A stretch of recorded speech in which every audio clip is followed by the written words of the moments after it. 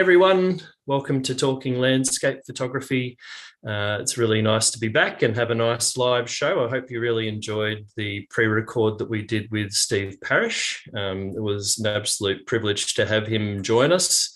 And Steve's a massive inspiration of mine, so it was absolutely fantastic to have him with us. And I was super inspired after that chat. So hopefully you guys felt the same. And Paul, how are you going? Unfortunately, we don't have Nick tonight because Nick's having to work. Paulie, what's been going on in your life?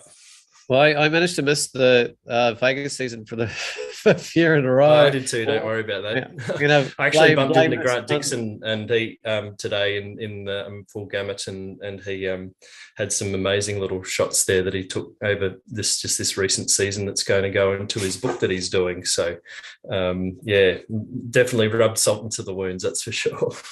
Yeah, I got to blame it. I got the spicy flu at the same time as Lukey did. Finally caught me, and it was just bang in the heart of Vegas season. I was like, and I had the time at the time, but at the time I got out, I didn't. So and I saw some of the most beautiful shots I've seen from Cradle for a long time. That looked like one of the best Vegas seasons I've seen for many a year. Yeah, I think that's what Grant was even saying, that it was a pretty good one, and he'd definitely know. So it's a bit disappointing, but it's interesting because the Scaparia season was also one of the better ones that's happened. So it's certainly interesting. I don't know what weather pattern we had, but that's obviously a good one for those sort of conditions.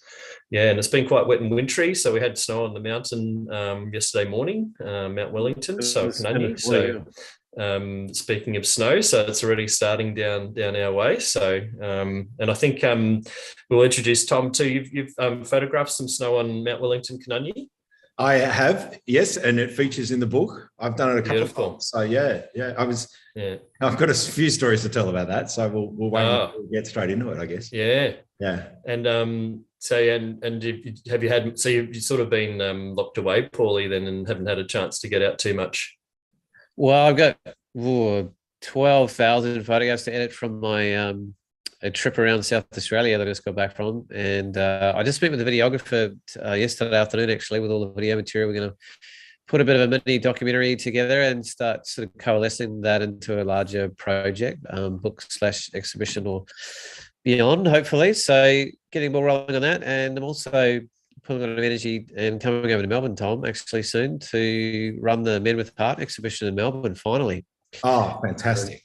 Yeah, it's been over there for a year and a half, Tom, already. And stuck in storage with two or three exhibitions that have gone down thanks to COVID. And it's finally time to bring to life. So I'm going to fly over myself. I'm over the week before with Lukey at the VAPS conference doing some keynote presenting. Keynote.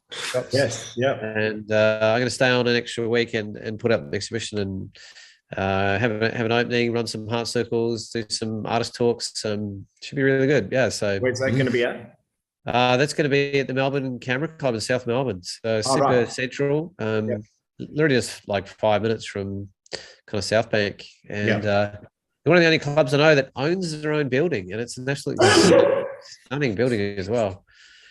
And it's massive. You can fit like 150 people in there. So So just working with Dex actually, and starting to put some material together. Working on an ebook for it as well. We might not get that finished in time for the exhibition, but we're going to put some energy into it. So I was just reaching out today with some new materials, sort of getting permissions from some of the different subjects to freshen up the exhibition and keep sort of modernizing it and keeping it current. So lots of bits and pieces at the moment. I'm really enjoying it. And it's worth mentioning, both Paul and I will be on the road, so the next show will be a pre-record. Unfortunately, we love to try and bring live episodes where we can, but we'll be traveling around. And I'm actually, after joining Paul and doing VAPS in Wangaratta, which is the Victorian Amateur Professional Society or something like that. I can't remember the actual acronym, but it's great. I should know. Victorian Amateur Photographic Society, I would say. Yeah, that sounds about right. So hopefully also be able to pop into Bright and see Matt and Mika would be absolutely amazing. And then I'm heading over to the Barossa and then going to do the Larapinta. So and do some shooting on there. So so really excited about that. It's actually a commercial job, so it's not all how do you put it? All kind of my own personal shooting, but it's still very rewarding doing that kind of work. So we're very much busy at the moment. So but like looking forward to a break in July, which would be nice. And how about yourself, Tom? Pretty much every time I see an update from you, you're somewhere else. I am spending 4 weeks at home, which is unusual. Oh, wow. There you go. But, as Mary says to me, you've spent plenty of time at home the last 2 years, so it's time I nicked off and did Absolutely. I think I've spent 9 weeks away from home since February. So, I think she still remembers what I look like. 3 trips to Lake Eyre, 1 trip to Arnhem Land, and then 3 weeks. I just got back from 3 weeks in the Kimberley, which was amazing. Wow. Yep. Jeez. Yeah. How much, you must just take so many photos during those trips as well with so much different material there. Yeah, I'm building up quite a collection. I think there were 8,000 photos from the Kimberley. But one of the things I am sort of more determined not to do is shoot the shit out of it and then just, shoot the hell out of it. And then, I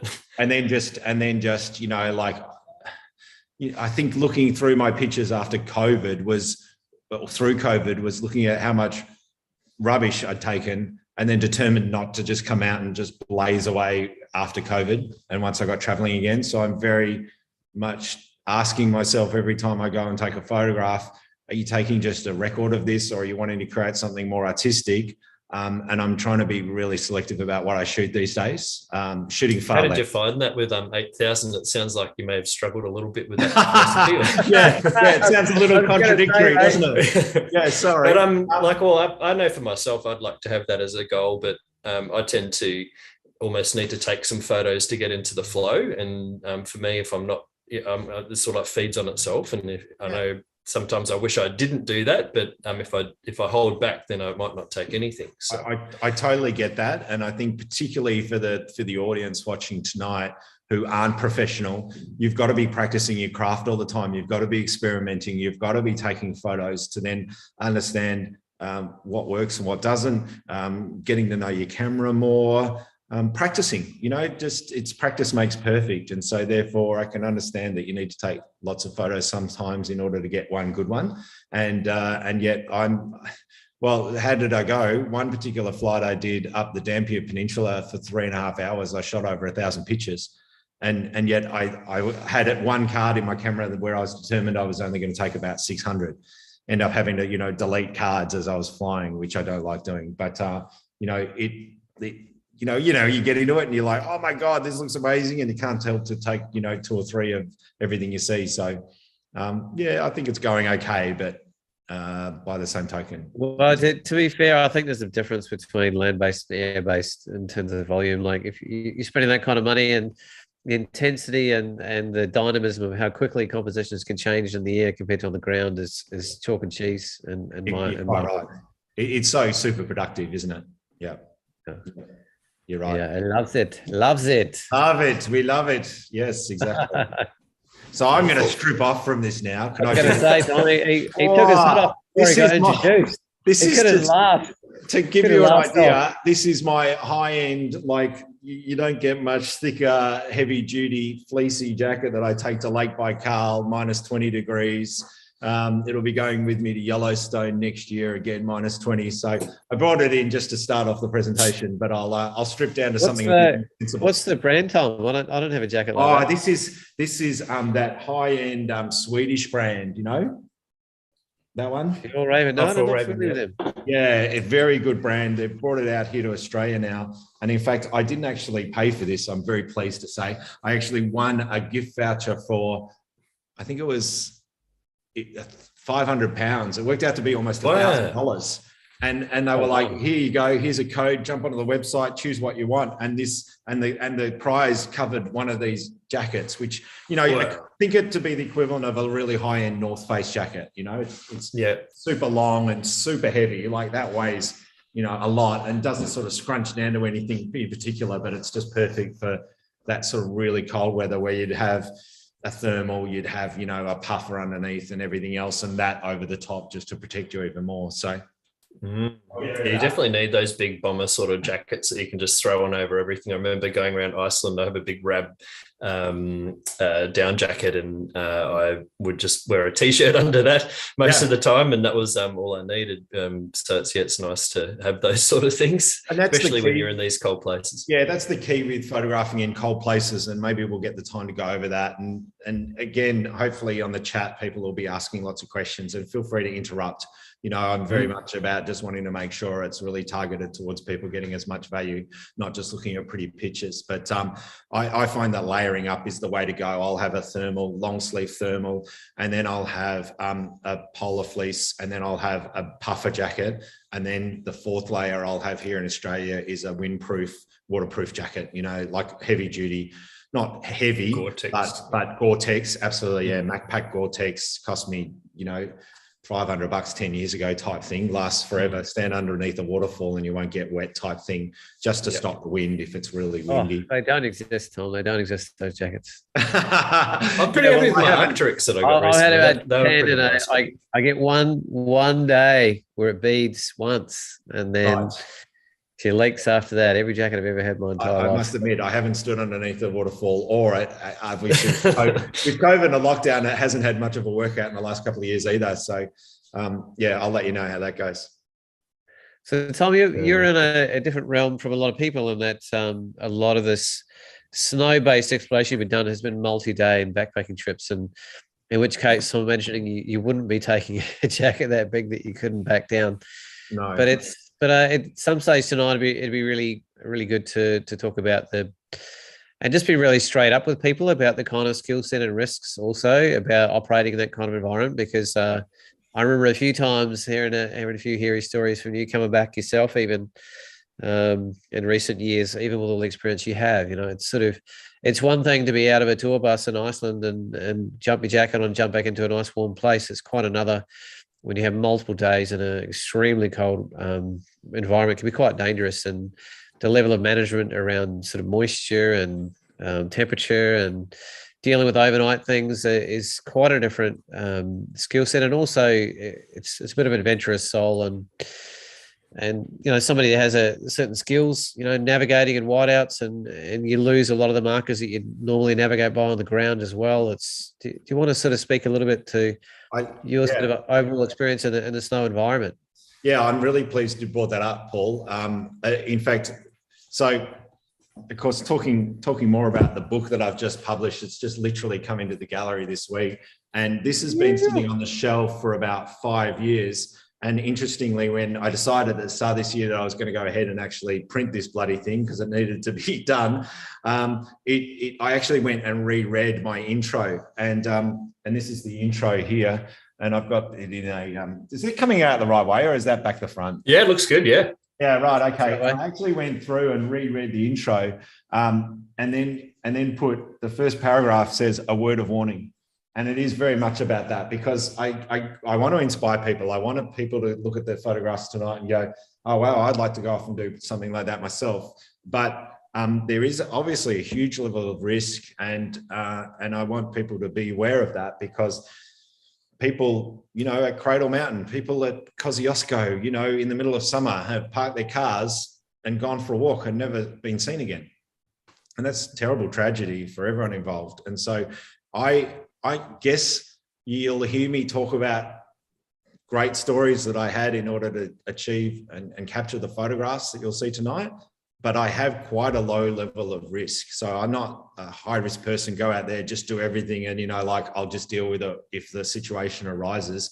I very much, and I think this comes as I get particularly older as well, are very much more responsible around making sure that I do get back from all of these trips, rather than just going gung-ho into it and, you know, winning at all costs. Because really there's not much heroism in that if you're not coming back with the photographs in your camera to show off to everybody else, you know. So I am very much conscious of making sure that what I do these trips, that I'm in a situation that I can get out of.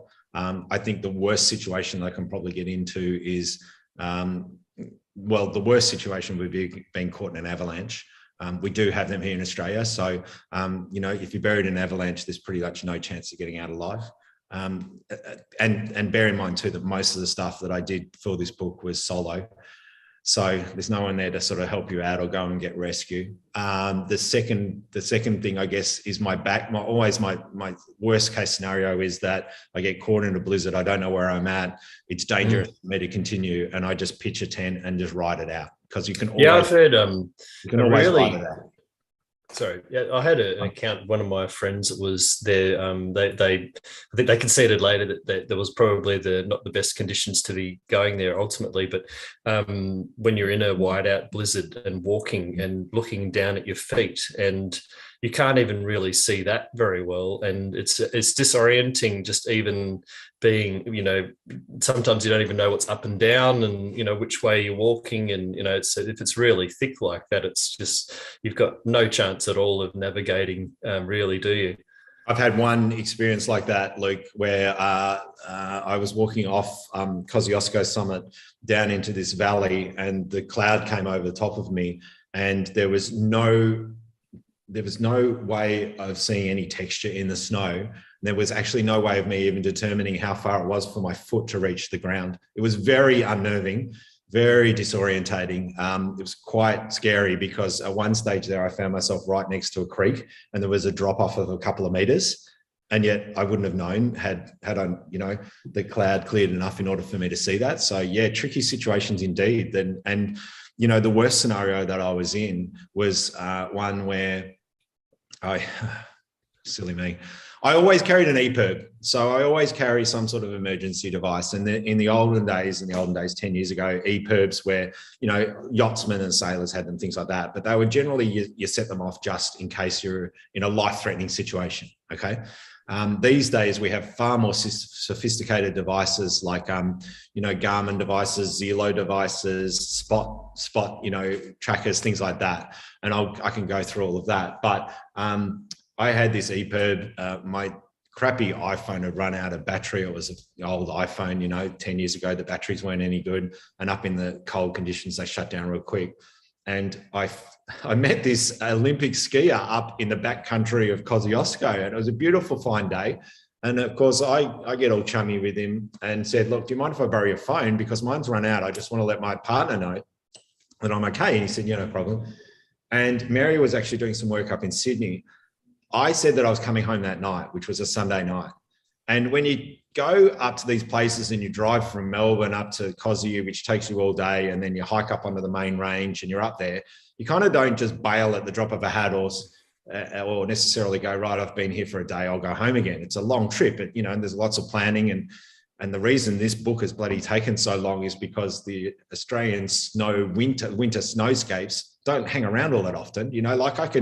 I can go a season where all of a sudden I find that I'm at the end of the season, I haven't even got up to the snow once. It happens very quickly. There's probably like an 8-week window. And so I'm up there, and I said, I'll be home tonight. I'll let you know when I get home, blah, blah, blah, blah, blah. And I made the wrong decision. I decided to stay up an extra night. So I changed my plans from what I told her, which was the wrong decision in the first place. And then second to that, I knew that there was a cold weather front coming through, and it came through earlier than I expected. So I was hanging around for the sunset that night, which didn't really happen. This cold wind came through, this blast came through. I was trying to find some sort of sheltered campsite up the top, which on the main range of Kosciuszko, you'll see from some of these photos, it just never happens. You can't find shelter anywhere when the wind's 100 kilometers an hour up there, unless you're in a hut. Which maybe Siemens Hut. Yeah, Siemens Hut, there's not many of those. Yeah. And I've got some video from Siemens Hut, which is like, you'll see it 100 kilometers an hour. Yeah. And I had to pack up my tent. I didn't get much sleep that night. I got frostbite in my big toe that lasted 4 weeks. Oh. And the wind just blew in through the tent all night. It was like someone just standing there shaking the tent violently all night. I got up the next morning, it wasn't much better. And I packed up, the only time I've had to pack up my tent where everything had to be inside the tent, right up to the point where I had to pack the tent into my backpack. Because if I did anything else out of order, the tent would have flown off the mountain. I never would have seen it again. It was horrendous. And I got to the edge of this escarpment. In fact, it's probably best that I actually show you the video. Do you want me to do that? Let me show you the screen and I'll show you what I saw. I'll share my screen here, guys. and I'll pop up this video, Rescued Snowies it's called. And what you'll see here is me just putting on my GoPro onto my head, okay? So it's a little bit rando for the first bit. Just getting my stuff on. Now, you'll see that I can see the sun there, right? Yeah. I'm walking towards the edge of this escarpment, and at this point I don't really have an idea about where I need to go in order to get out of this situation. This is early morning. But is this video for like insurance purposes or something? this cloud clears, you see that? And I'm looking around, I'm going, right, where do I need to go? And it clears just enough for me to go, oh yeah, right there. You can see I'm looking at it. I'm going, right, I know where I am now. I think if I head directly in this direction towards the sun, I can get out of this. And that's what I did. And I walked towards the sun there, and this video goes for like 20 minutes. And you can see a lot more of me walking just directly towards the sunlight, because what I needed to do was actually get to the top of the Cosy chairlift, which is that Etheridge Ridge in the distance? Yeah, this will be all of that. I think you'd see. Yeah, absolutely. And so the Granite Tour and everything else is off to our left there. And I got there, and I got to the top of the chairlift. There's the Granite Tour. Oh, there it is. So I get to the tour, and then, well, I don't know what everyone else calls it, but I call it the Granite Tour. And then I go through that part there, and then I turn right, and sorry about the jittery, and you sort of head down through this section, and then I kind of knew I was there, right? And sort of down here is the top of the Cosy Express, okay? And I get there, and the chairlifts aren't running. And I said to the guys, the lifty, I said, oh, so when's this going to fire up? And he goes, well, not in this wind, not anytime soon. And I said, well, how am I going to get down? And he said, oh, you just have to walk, mate. And I'm like, if anyone has taken that Cosy Express chairlift, you'll know that it's not. Let me show you. It's not it's a very steep, it goes down into the valley and then straight up. So you can imagine walking down it. So I start walking down this ski run, and I get to this other chairlift, which is thankfully working. And he says to me, geez, you look like you've been through a bit. And I said, yeah, I have actually. He said, what have you been up to? I said, well, I've been up on the main range for the last 3 days. And he goes, geez, that would have been pretty gnarly, because this photo here that I'm showing, that you can see of my tent, I hope, was my first night's campsite on this trip, where I spent the first 24 hours just snowbound. I couldn't get out of my tent other than go to the toilet. It was blowing a gale. It was a complete blizzard. I was up there in July, and I said to my friends when I got back, I said, oh, I was up on the main range the other day. And they go, what were you doing there? And I said, oh, I was up there taking photos. And they go, in July? And I said, yeah, probably not the best idea. And they go, yeah, July, August, we tend to avoid. And I'm like, oh, thanks for telling me now. You'll see my snow shovel is there out the front. That's to sort of shovel all the snow away from the tent, because when you have wind, a prevailing wind sort of coming from this direction here, it doesn't build up around the tent on this side. It actually, the wind hits the tent and then it bounces back. And so it creates sometimes a groove in here. Instead, what it does is it moves its way around here, and it actually builds up here. You can actually see from this photo that the buildup of snow on this side is far greater than this side. And so several times throughout the night, I had to actually push the snow. I kept waking up because I was scared that I was going to get trapped in the tent. I had to just physically just push as hard as I can to get rid of the snow that was building up on the door of the tent. But it can collapse too if you don't have a tent with enough integrity on top of it as well. Yeah, it would collapse, or I'd have to cut myself out of the tent, which I didn't want to do. This is a very expensive tent. This is a North Face Summit Series 2510 or something like that. I think I've got it here. I don't have the actual name of it there, but this is the sort of intro to the book that you're seeing here. This is a double page spread, so you'd see the sort of the gutter through the middle. I'm just going to take you back a step. So somebody like Grant Dixon will deliberately walk into a storm in order to be in the perfect position when the weather finally clears, because the kind of conditions that create incredible photographs can sometimes only last for hours, sometimes days, especially in Tasmania. And it's probably worth mentioning that Grant's extremely experienced as well, so he walks into a storm, but he knows his limits as well. Yeah, my point is it can seem like a crazy thing to do, but in order to be in the best position to get the best photographs, that's actually a considered choice by a lot of photographers that work in these sort of environments. It can be. They're more hardcore than I am. Yeah, no, as I'm trying to make Tom look better. I'm not as hardcore as Grant, and I don't have the skills and experience that he does. I'm really not that experienced at doing this sort of stuff, and therefore I'd probably need to do some more mountaineering and backcountry stuff in order to understand more about that and get out of this sort of situation. But I survived that night. The weather got better. As I said, I met that guy up at the Olympic skier up on the slopes. I stayed a night too many. I got down to the bottom of the lift there and found my car. And by that stage, Mary was like really worried where I was because she hadn't heard from me for at least 12 hours, 24 hours. She should have heard from me Sunday night, and now it's Monday morning. She'd rung my dad. My dad had run the ski patrol, and they were starting a rescue. You know, they were starting like, well, what's going on with Tom? Because he should be back by now. And they knew that I was not up in. I was probably the only one up on the snowies that, you know, for those amount of days that weekend. And so they said, well, first things first, let's take one step at a time. Let's see whether Tom's car's still in the car park here, because obviously if his car's still here, it means he's still up on the mountain. And so they said to Mary, well, what's his registration? And Mary's like, probably a bit panicky and away from home. And she's like, I don't know what his registration is. And then, okay. She remembered that on Facebook, I'd done this video down the beach and I'd panned across from the beach and showed my car. So she found the video on Facebook, paused it at the point where she could read my registration, and then rang back. At that point, they'd already scanned the car park because they said, well, okay, if you don't have his registration, what sort of car's he got? Oh, well, it's a Victorian, Subaru Forester, silver Subaru Forester. They, by the time Mary rang back with the registration, they said, yeah, we've just scanned the car park and we found 29 Subaru Foresters silver in the car park. Oh, what? You probably need to let us know what the registration is.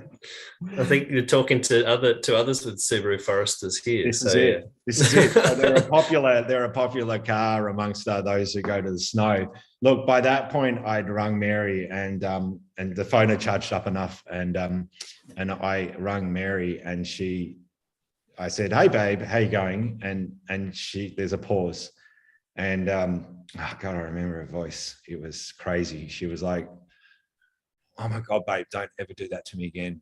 And I said, "Oh, why is that?" "I'm okay, babe. I'm fine." And she goes, "Oh God, I thought something had happened. I thought I was never going to see you again." And that was pretty full on. I'm getting pretty emotional about it now because I never want to put her or anyone else through that situation. And I had the emergency beacon. I didn't need to activate it because I wasn't in a life-threatening situation. But from that point, what she actually did, she was actually consulting to some people who were some keen skiers in the end. And through the photographic industry. And they said, why don't you buy Tom this spot thing? And this was technology I didn't know of yet. And so she bought me a spot. And what that is, it's a little device that you can wear on your backpack. And in fact, you can set it up so that you can actually be tracked. Every 10 minutes, it will send a signal up to a satellite. And you just share the URL, the internet link with whoever you want, like your partner or your best friend or whatever else. And if they need to see where you are at any stage, they can just log into that account and be able to. You just have to make sure you turn it off, Tom, so you don't get into trouble with the other places you go. Well, what other places would you be going? I don't know. You might get in trouble. No, who knows?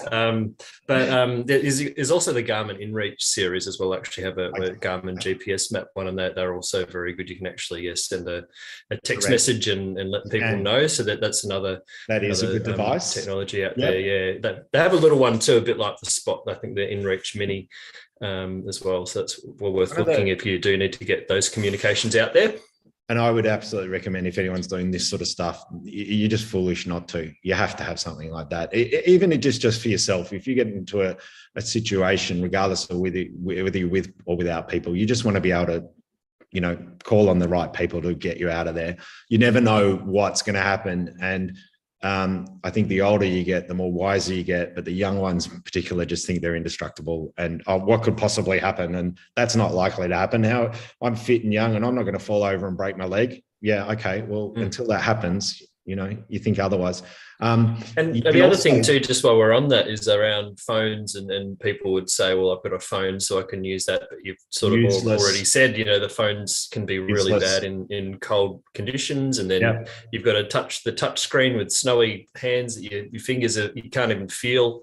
So you do need some tactile buttons or something that you can press for those sort of scenarios. Yeah, and you don't have internet, you don't have phone access everywhere you go, and everything else. I just like to be sure that I've got a few things. I've actually graduated to what's called a Zelo. Have you seen those? No. They're like a little just device that you put on the ground, face it upwards. It hooks into a satellite, and then via the app on your phone. So you can then you can have a conversation via text, just like you would through your phone being in range. And it just means that the Garmin that I had, you'd have to send a text message by selecting each, individual letter to make up a word. So it was very time consuming. Whereas this Zelo is just, through the app, like having a conversation with anyone, and you can send your precise location, etc. So I'm using one of those now. Yeah. So, there are unique challenges with all of that, and I go through those in the forward or the intro to the book. I had originally, in the previous iterations of this book, I actually had it in the back, but I thought to bring it forward, it was just a nice way of introducing the book. So what you're seeing here is that intro. I talk about the challenges about, being in a cold environment, staying warm yourself, let alone operating a camera with, multiple pairs of gloves on, condensation, hydration, I think is a big issue for me, in a sense that you want easy to forget. It's easy to forget, but it's also too hard to manage because you have fuel, canisters. Just remember too, by the way, just to remember, this is the equipment that I'm covering. And this was sort of the best way I could show this to you because I didn't have a photo of it. So you're still seeing my screen and you can see this video, right? This actually shows, this is just a little sort of, occasionally I do this for selfie video. So that shows you what I've got. I come back across the screen in a second. I've got my snowshoes on. I've got boots on. I've got thermals on underneath. I've got the outer layers as well. But the pack I'm carrying is a MacPack 90-litre backpack, which has Cascade. I think it's called one of those. Yeah. It's got my. I got the same one. Right. It's got my. I've got one too, actually. It's actually got too much space in it. So it's got. And again, I show you here in the snow gear what I've got. I've got a MacPack 90-litre backpack. I've got the tent that you can see there, the North Face Summit tent, 12 snow pegs, a snow shovel on the outside, a thermarest sleeping mat, a North Face Solar Flare sleeping bag, which is rated to about minus 27 degrees.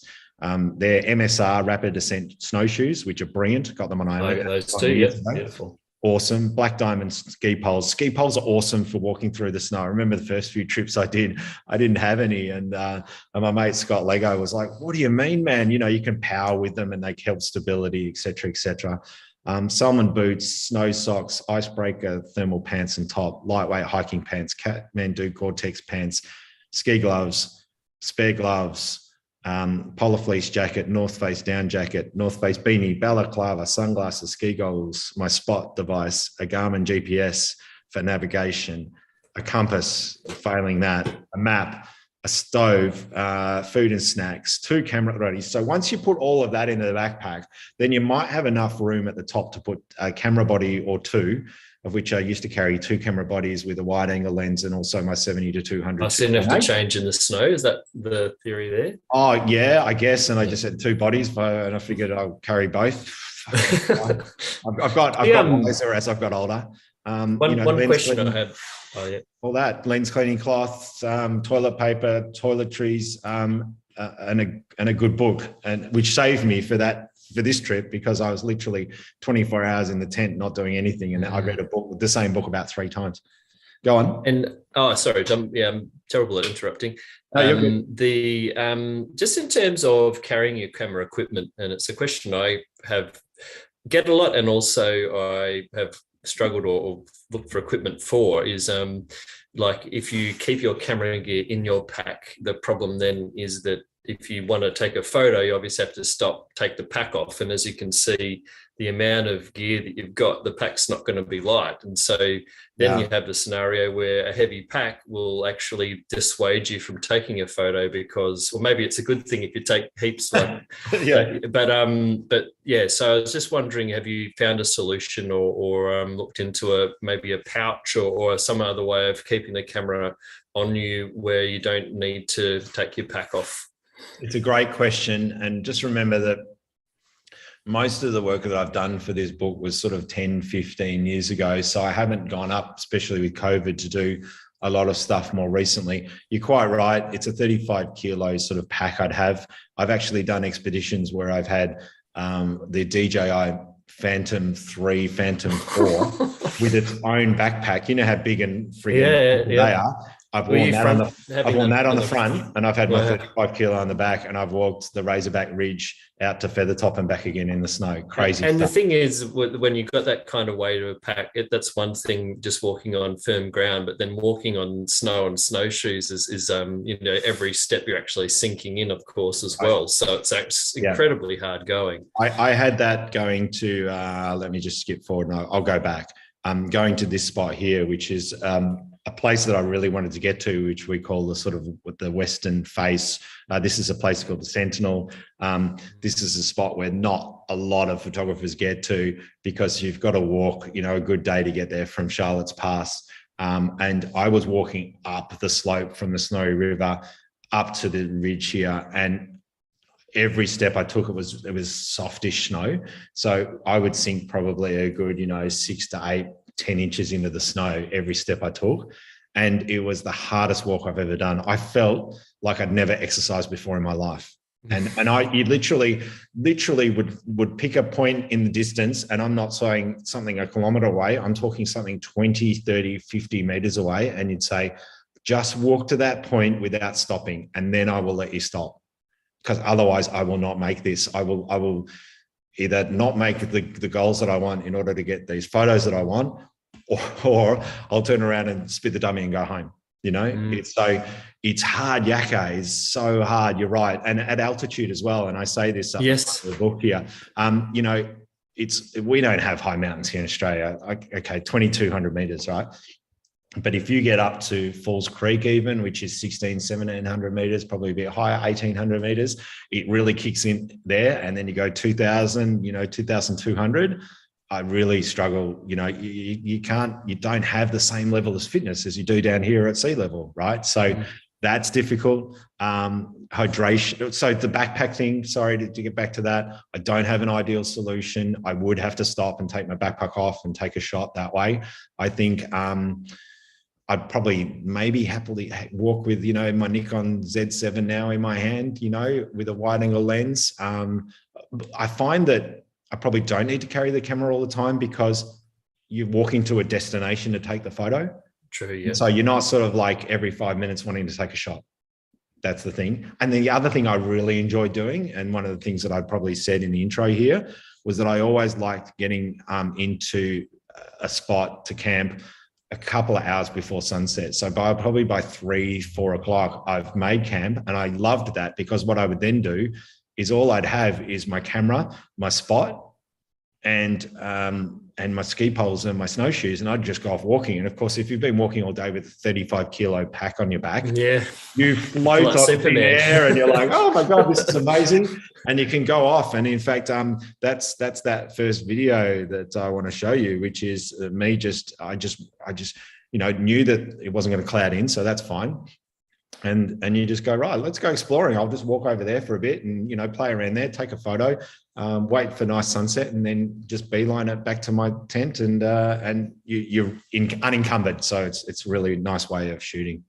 And the same in the mornings, I do the same thing, try and camp next to a really nice spot. This was sunset from my campsite. Literally the tent's probably behind me, like 50 meters. That's what I love about being up in this environment, is you can kind of choose the places. There's no designated campsites. You can choose the place where you want to camp and just go, yeah, that's a nice sunset shot. I'll just put my tent, out of view here, and that's my shot to take, and I don't have to go too far to get, the shot I need.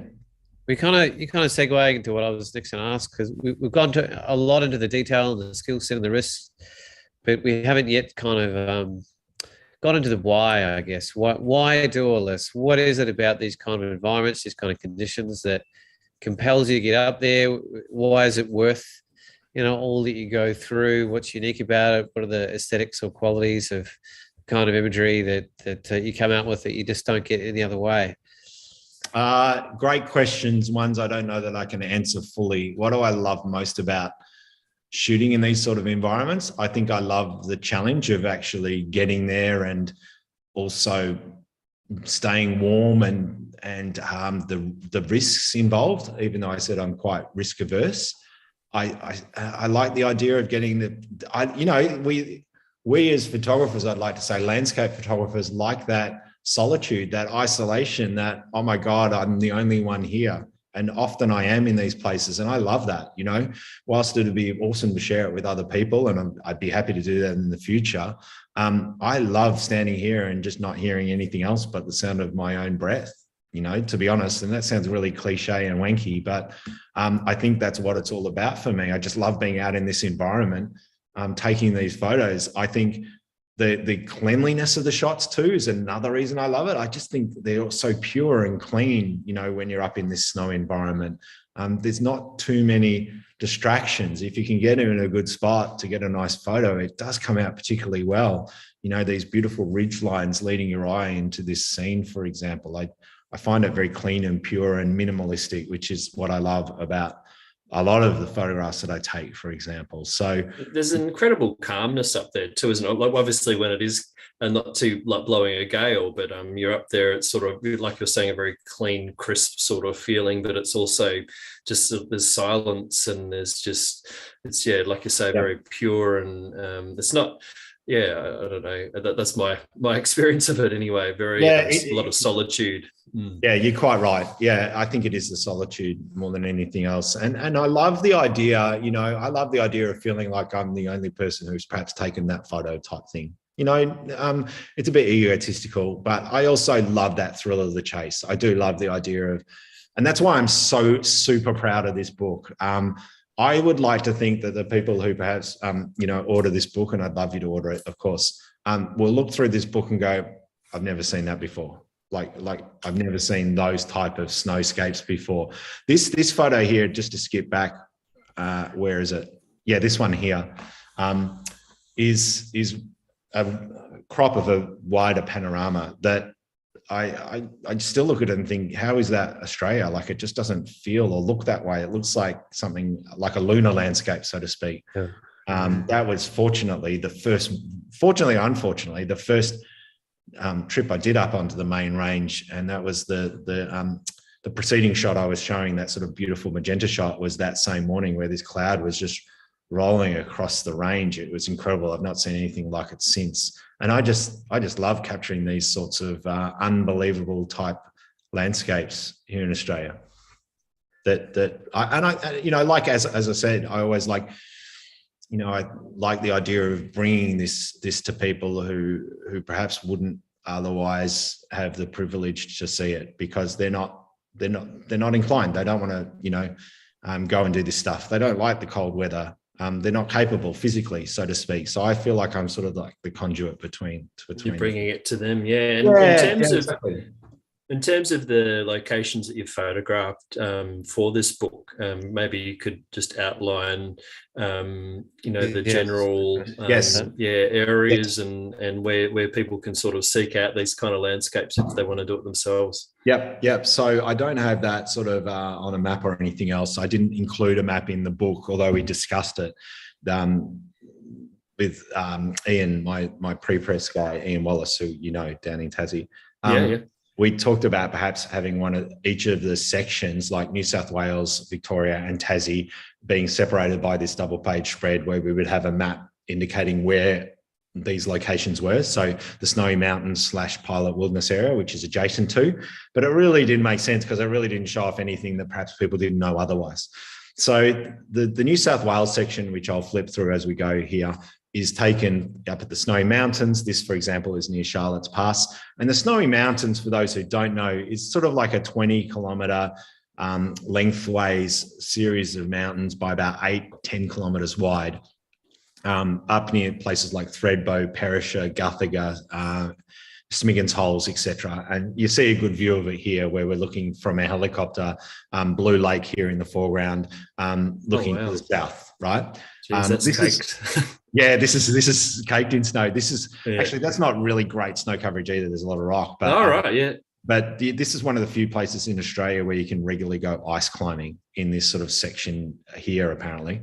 And so the Snowy Mountains is a bit like everyone's sort of nemesis, snow photographer's nemesis. It looks spectacular and amazing as it does now.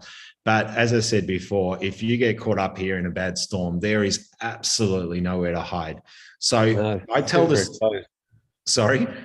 The super exposed. It's just super. There's nowhere to hide.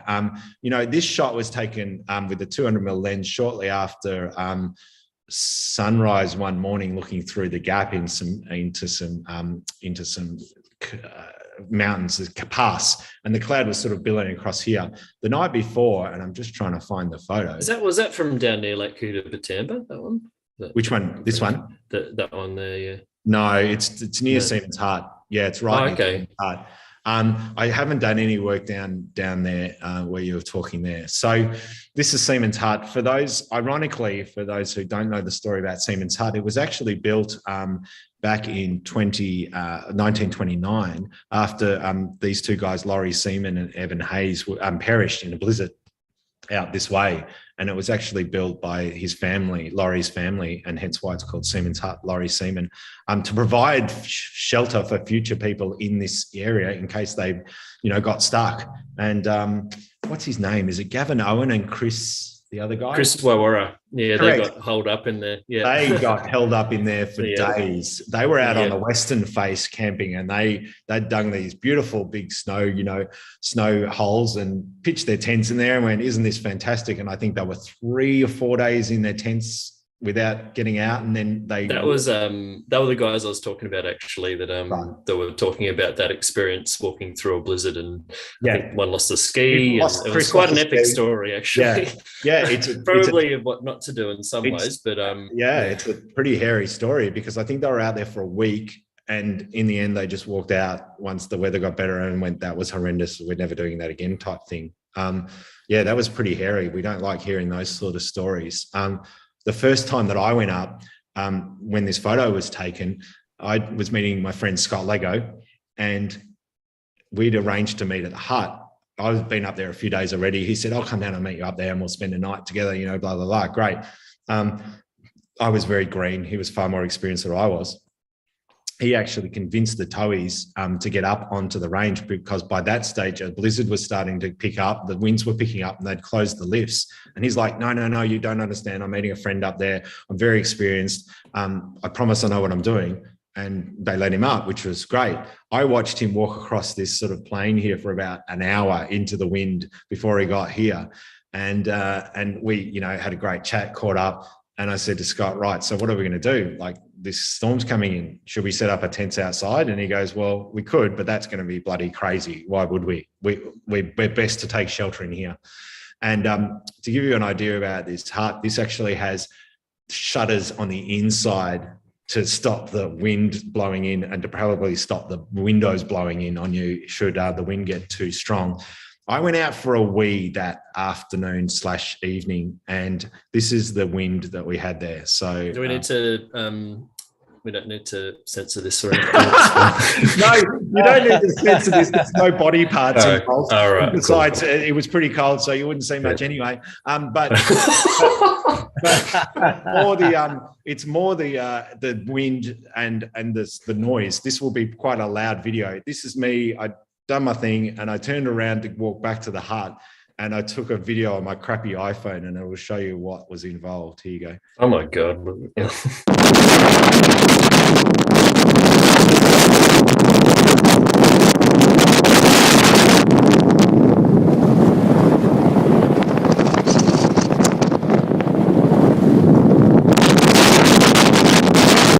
So the thing about that video, right, is that, it's pretty bloody gnarly. I think it blew over. Even an earthquake.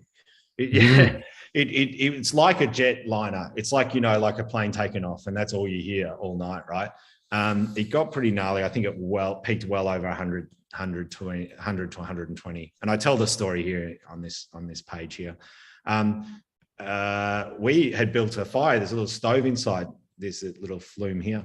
And we put the wood from outside on top of the stove to dry it, but we did too good a job, because by that stage, the wood on top of the fire caught fire, filled the hut with smoke, and we actually had to open all the windows and the doors to let all the smoke out before we rebuilt the fire, which was a bit of a disaster. But it was an experience not to forget. But it provided some really nice photos afterwards, like this one where the hut is just blasted with snow.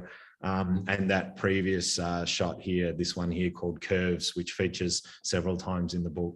Sorry, that's a crappy low-res version of that. So, so I don't know how I got onto that topic, but anyway. We're talking about the different areas. So we've got Threadbow River, we've got Snowy Mountains, we've got Dead Horse Gap. This is the Pilot Wilderness area that I walked into that again was a really hairy situation. My tent ended up at the top of this tree here, and I had to go up and retrieve it because the wind blew it up there.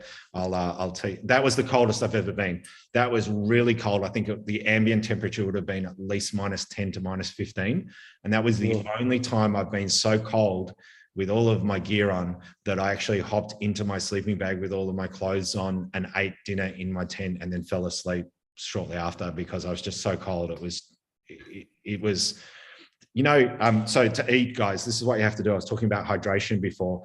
You've got your fuel stove, you're heating up your water, which takes forever because you're not at sea level, you're well above altitude. So it takes longer to heat. And besides, you're melting snow. So that takes probably 20 minutes to half an hour to melt a pot of water, right? And then you pour that into your dehydrated meal satchel. So I go to, Anaconda or those places, and you buy the backcountry, gourmet meals. They cost $20, something like that, right? But it's so worth it if you're out in this environment. And you pour the boiling water into that satchel, and you roll it up and you shake it and you wait 10 minutes. And by that stage, it's hydrated. By the time I got to my hydrated meal, it was half cold. So it was so cold outside that it had just basically, it's not fun eating a half cold meal when you're freezing cold and all you want to do is get warm. So that's a really good way of warming up, isn't it? Obviously, having nice warm. Yeah. So long as it stays warm, but it didn't stay warm. And then the other places we went, or I've been to shoot the book in Victoria, the main places like Mount Baw, Mount Buller, Dinner Plain, Lake Mountain, Hotham Falls, those sorts of places. And then for Tassie, I really feel bad about Tassie because Tassie's got so many great places, but to be honest, they're pretty gnarly to get to. And I'm not sure, they're hard. And so this book came about because I just happened to go to Cradle a few times. Let's just skip through to there. And sorry, I'll come back to some of these. But I just had been to Cradle to do a few photos and, run a few workshops, and I got a nice picture like this, and then I got a nice picture like this.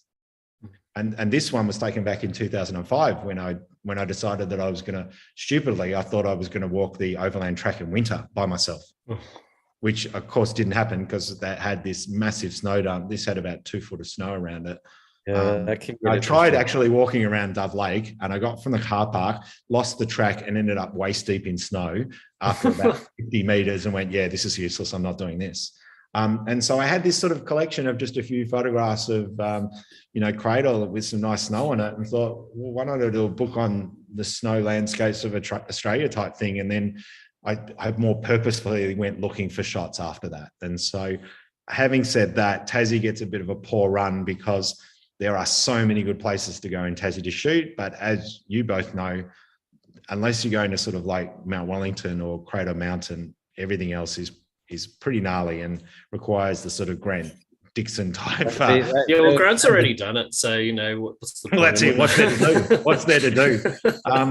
This was the same. Just going back to that summit shot, I'm just trying to think how slippery that must have been to get down.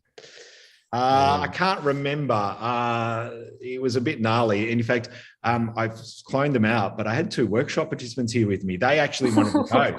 They said to me, can we summit Cradle? And I said, okay, but it's going to be pretty cold and gnarly up there. Like, yeah. And they got to this point here and they went, right, okay, great, we've seen it, let's go.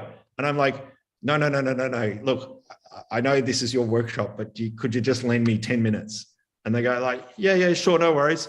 And so I scaled up to here. This is not even summit Cradle, not right up the top anyway. And I took this shot, but they were sort of like, yeah, we're done, let's go. And I'm like, nah, we got to get some nice shots here, man. I don't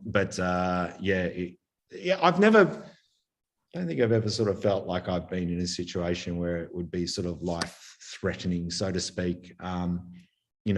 It's always just nice to explore these places when there's been as Paul said earlier, there's been a blast of weather, and then you go up and it's nice and calm and sunny, and you can take these sort of nice shots afterwards.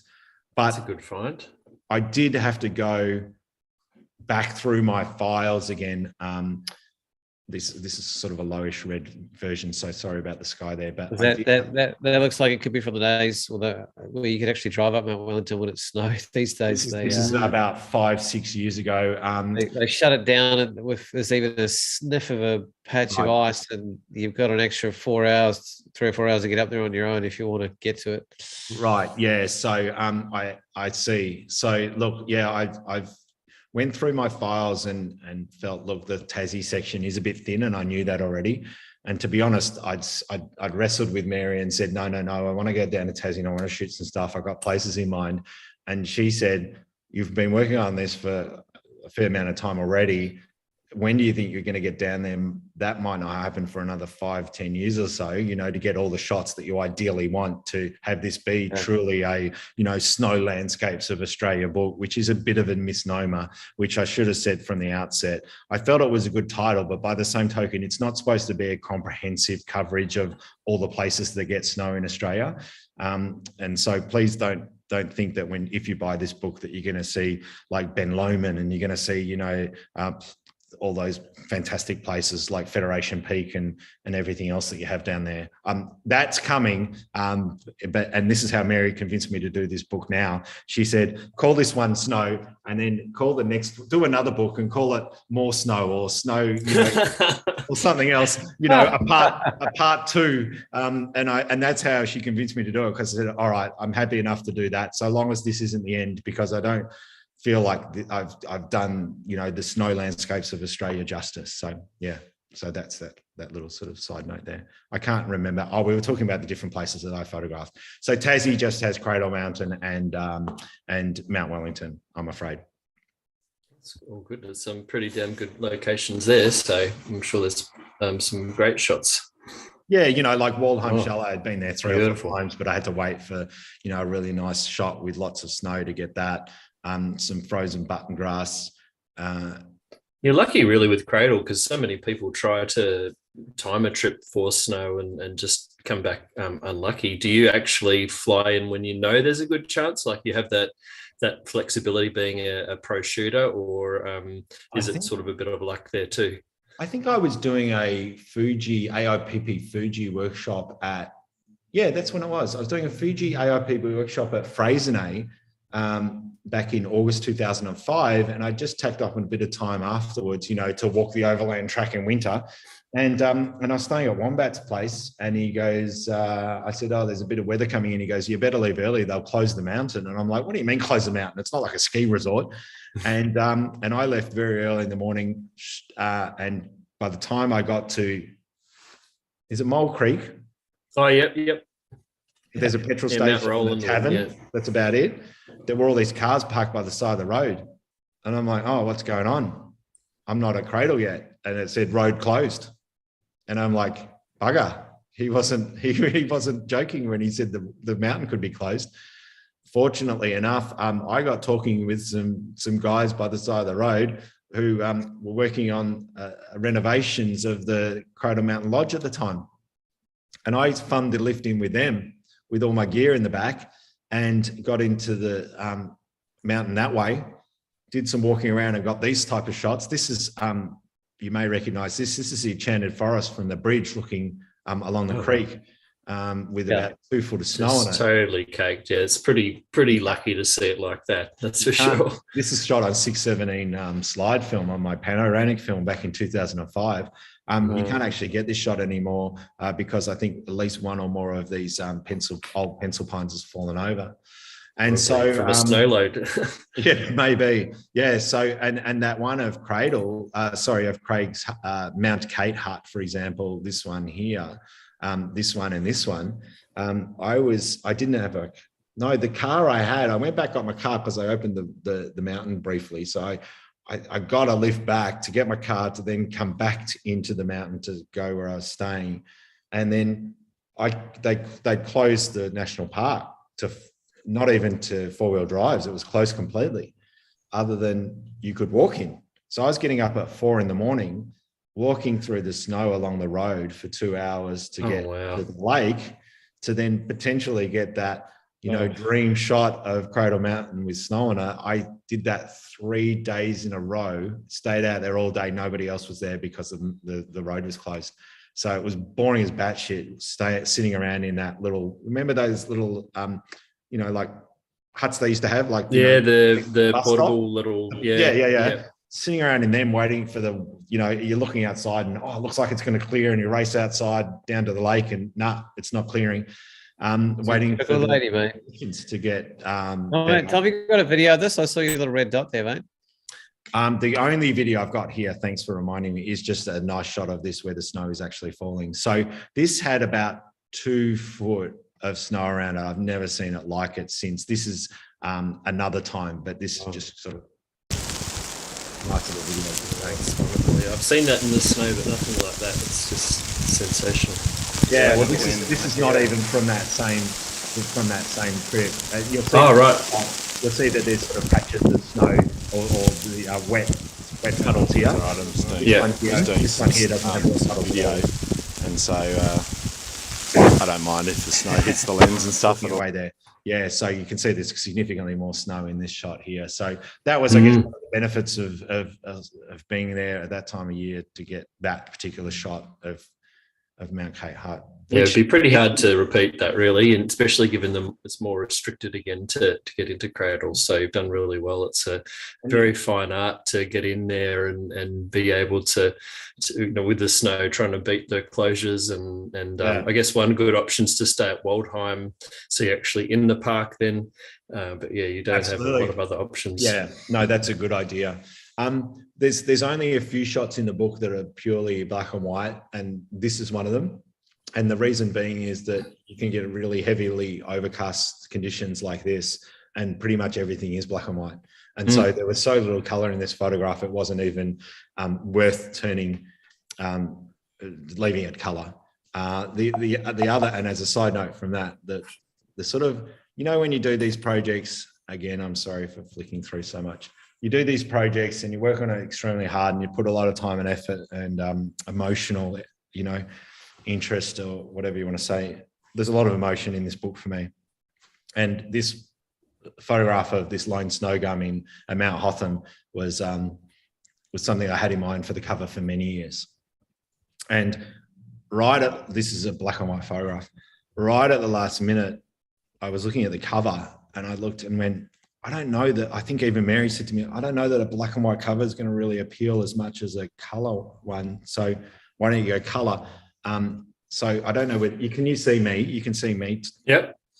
We went with the cover, and we turned at the last minute, we turned the picture into color, but we forgot to change it in the book. And so there's a color version on the cover and there's a black and white version inside, which is a bit of a whoopsie. I mean, it's not a big one, but by the same token, I would have liked to have picked that up and changed that at the last minute. I don't know. It's nice to see a different version, and it's probably the one you intended originally, so that's a nice touch. Yeah, again, it didn't have a lot of colour, and to be honest, that photo that's on the cover, Mary said, isn't it nice when you sort of look at it, it looks like it's black and white, but it's really colour. I had to saturate the hell out of that and do all sorts of things to get that yellow to show up, because again, if you're photographing this photo here, like you're seeing on the screen and like it reads in the description here, I was kneeling down. I had snow just filling my ear on this right-hand side, because that's where the wind was coming from. It was freezing cold. It was bucketing snow, and my viewfinder had fogged. I wasn't smart enough to think, why don't you just turn it to live view, and that way you'll be able to see what you're doing. I couldn't see what I was doing, and I was basically just shooting random pictures in the general direction of this snow gum, hoping that something was going to come out. And that's what I got. So I was quite thankful, because I really wanted just something very simplistic, and I liked the idea of sort of a beautifully symmetrical type snow gum. Now, aside from that, what I did do is about 5 years ago, when I was telling, the stories about my adventures in the snow to camera clubs, I would actually say, oh, look, I'm going to do this book on the snow. And what I'm going to do is I'm going to put this photo on the cover, but I want you to give me your humble opinion on this. And I would show them 2 pictures. I would show them this photograph of the snow gum. And then I had one where I'd cloned out this limb. And it's very rare, actually, to actually have a broken limb on a snow gum. I've been to Bor, for example. Let me show you. I've been to Mount Bor, which I'll tell you why Mount Bor is unique. I wish I could find this easily enough. So many photos to stop at scrolling past. I'm sorry. I know this is probably driving people mental. This is Mount Bor here, right?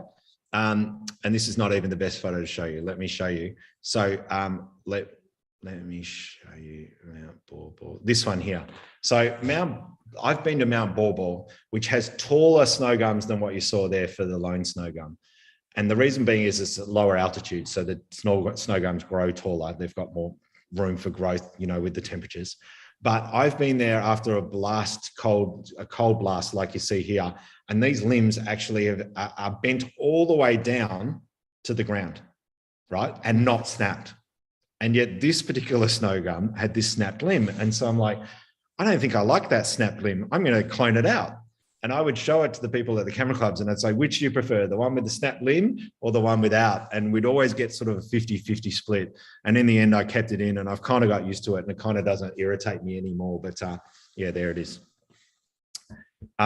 What next? Tell me, guys. You were talking about. Oh, I think some lovely photos. We're talking about snow gums, and I mean that I know a lot of people that absolutely adore shooting snow gums, and would even go up to the snow just to photograph the snow gums. Yes. And I saw we flicked past one that just had the most stunning colours. Do you have any tips around photographing snow gums in terms of more? I guess I'm thinking of the trunks and the beautiful yellows and some of the really vivid colours that you can get coming through in terms of timing or on those kind of aspects. Yeah, it's a great question. It's like I've planted these questions. There you go, that one. Yeah. Yeah, it's like this was a frigging nightmare. This one here to put in the book. A side note, I will answer your question. A side note with all of these books that I publish is that I can't look at them in the same way that anybody else looks at them. I mean, people come in and Barry, my good friend Barry, came in today and he said, as you go through the book, I'm going to pour over the pages at the same speed that you do. Well, he's probably flipping back and forth now, but he will sit down and he will just absorb this book over several hours, which is wonderful. I can't, because I've seen it too many times. And I look at a photograph like this and I go, yeah, that's the time I went to Hotham and it was shitty snow. And I took one decent photo and this was it. And it hadn't snowed for ages. And it had been so windy that all of these twigs and all of these leaves had fallen from the tree. And what you don't see in this photo here is probably an hour's worth of Photoshop that I had to go through to take out all of the twigs and all of the leaves that were in this shot. Snow gums, this has been saturated a little more to show off the color than what's been done previous, what you'd probably see naturally. And also too, what's happening nicely though, is that the light is reflecting off the snow up into to the limbs of the tree, which gives it that sort of like, like a reflector type look, like you're shooting a portrait holding a reflector. A couple of the photos for the book didn't actually make it. In fact, one of my most sort of infamous shot is a shot of a huge snow gum that I photographed out the back of Charlotte's Pass back in 2005, March 2005. Again, I was there for an AIPP event. And we had a couple of hours to shoot for ourselves, and we walked out the back of our lodgings just through the forest, and I found this massive snow gum that I'm standing here doing this. You couldn't put your arms around it. It must be hundreds of years old. It actually featured in the BBC Wildlife Photographer of the Year competition for that year for a category called In Praise of Plants. They thought it was that, you know, remarkable, so to speak. And I took it out because it was a beautiful double-page spread, but it didn't have any snow in it. And years later, I went back to that same tree and I thought I'd love to go back and photograph it in the snow. And I went back and I didn't even take a photograph of the tree, because in the autumn time, I find, and somebody who knows more about plants than what I do, I'm trying to think of the guy's name. He gave me an explanation for it, which I can't remember. But in autumn, for whatever reason, these snow gums have more color in the trunks than they do any other time of year. And so I've been to this spot here. This spot here, Snow Gum Bogong High Plains here, is on the walk from the car park to Wallace's hut. So if you do this walk in autumn and it's raining like that, the saturation in the tree trunks is remarkable. This was a beautiful day. Actually, it was a horrible day, windy and cold, but the ideal scenario is that you go in autumn and you have drizzly conditions, because the water saturates the snow gums even more. Well, I said there's a lot of jokes that maybe younger photographers have about finding other ways of wetting the tree trunks to. Oh yeah, no, you take your water bottle and you pour it over the trunk and you take a shot that way. There's nothing wrong with that, so to speak. Yeah.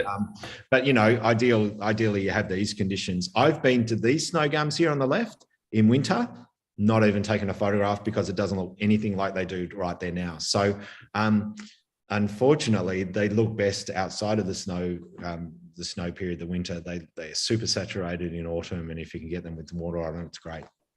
Mm-hmm. And there's, you know, great ones on the overland track. These ones up near Wallace's hut, so these are quite accessible outside of the snow season. Where are some other good ones? Mount Field has some really nice ones. Right. If you look after them in Tassie, yeah. So wonderful. There are some, you know, here these were taken sort of Lake Mountain area, Mount Buller, that sort of thing. And then there's a nice spread, and I don't know whether I've passed it or not. I have, of just the snow gum bark detail shots. Sorry to be flicking around, guys. Where is it? That I've actually sold as several artworks to people as you know, for their homes. I've missed it. I can't remember where it is, but it's in here somewhere. You see here, like these snow gums here, like this is Buller a few years ago with this beautiful moss hanging off it, stuff like that. There's no real color. I sort of super saturated the color for that. I'm trying to find that spread. The ones, the one you just went past too with all the crisscross, I don't think they're snow gums, those ones, are they? This one's here. These are. So there's a story behind this one. These are burnt snow gums at Stirling. These are quite tall as well. Again, they're at a lower altitude than the others, so they grow taller. Right. This is, have I got this in order? Where's my Craig's Hut shots? Craig's Hut, this shot here and this shot here. So I made myself sort of a little project to go, and I'm like doing this book on snow landscapes of Australia. I've got to go and shoot Craig's Hut in the snow. Now, most of the time you'll see other photographer shots of Craig's Hut where they've gone in early before the roads have been closed, which is Queen's Birthday long weekend. There's been an early dump of snow like now, this time of year, you know, inevitably we've had stuff as early as late April in the last few years, but inevitably what tends to happen is we get a cold blast in the sort of last 2 weeks of May.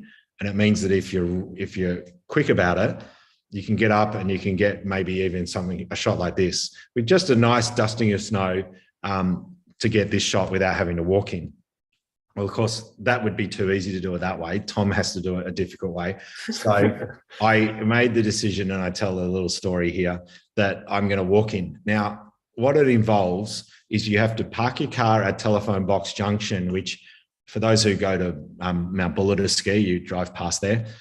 And then you have to walk 600 meters vertically up to the Mount Stirling.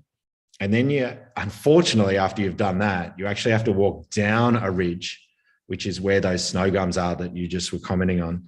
You can walk down into a valley and then back up over another ridge and then down a very steep road, which is a 4-wheel drive road, to get to Craig's Hut and then eventually get here. It took me 4 hours the time, 3.5, 4 hours the time I did it. Okay, here.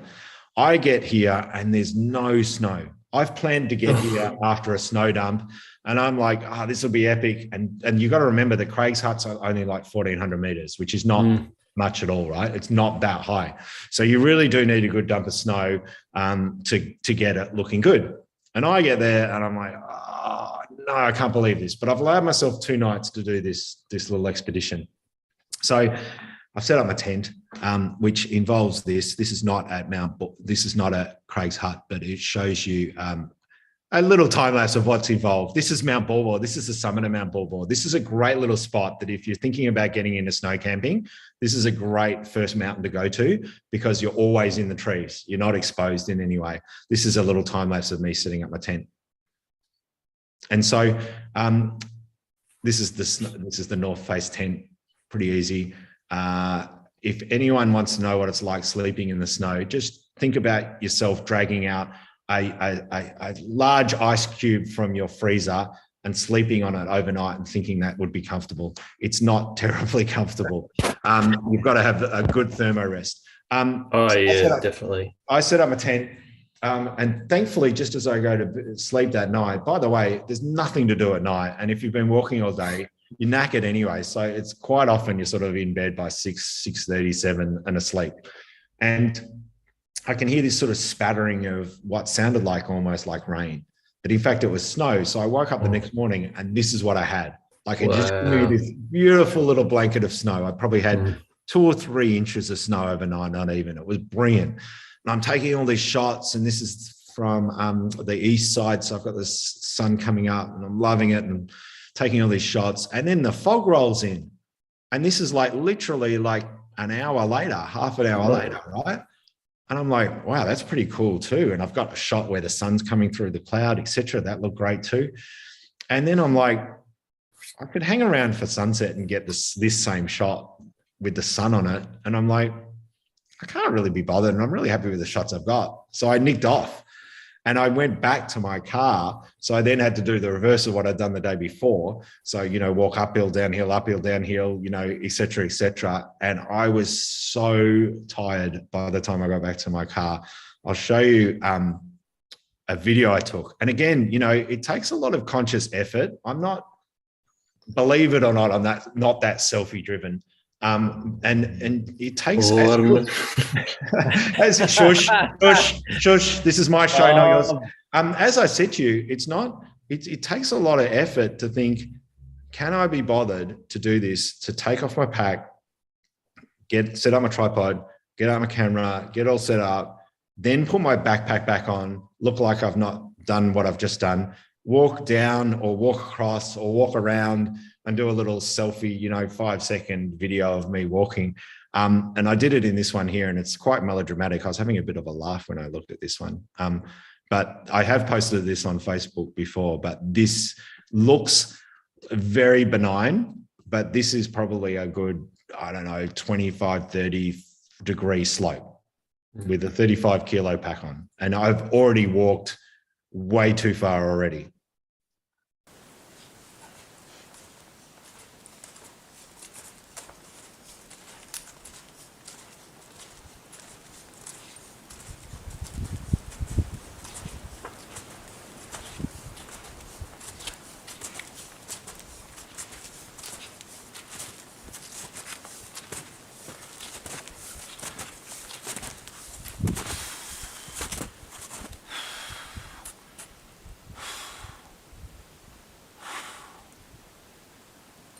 Got no idea how hard that is.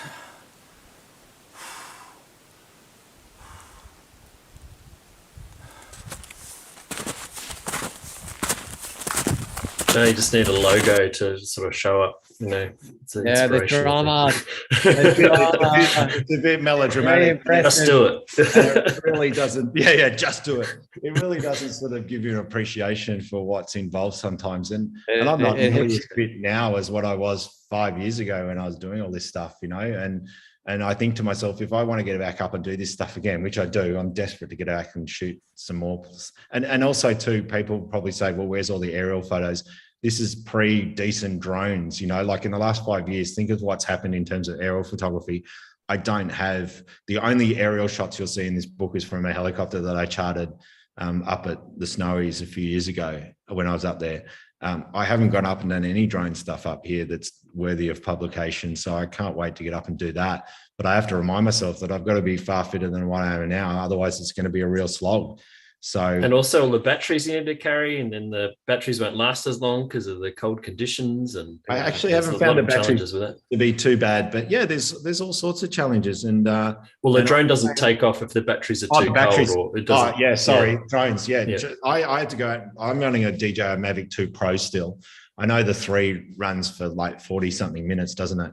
I actually just had to go out and buy another 2 batteries for my Mavic 2 Pro because my 3 batteries weren't getting me through, you know, little overnight expeditions I was doing without being able to recharge. So yeah, you know, 5 Mavic Pro batteries in your backpack when it's already weighing far too much already is not something that I'm looking forward to.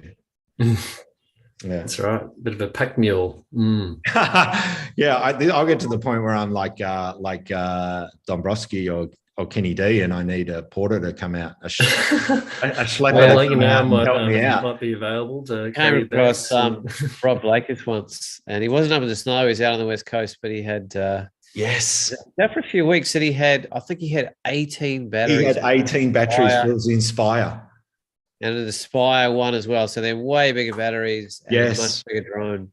Yes, well. I remember you telling me that years ago. I thought that is unbelievable. I still remember that. Paul, funny you mentioned that, because every time I think to myself, I've got to carry all these batteries. I still remember that story you told of rescuing him from that trip that time and having 18 bloody drone batteries in his bag. That's unbelievable. It's funny. I was actually laughing with Rob just a few nights ago with Lukey actually about that exact story. Really?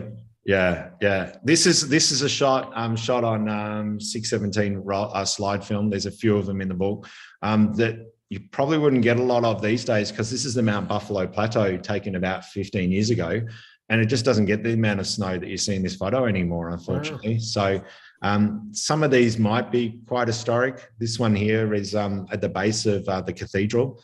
That's the cathedral from the opposite side there. Again, you don't get this sort of snow coverage on that plain as much anymore. This is a shot taken shortly after those fires in 2003. So this was taken, I think, 2005 at the start of the project from Hotham, right next to the pondage there.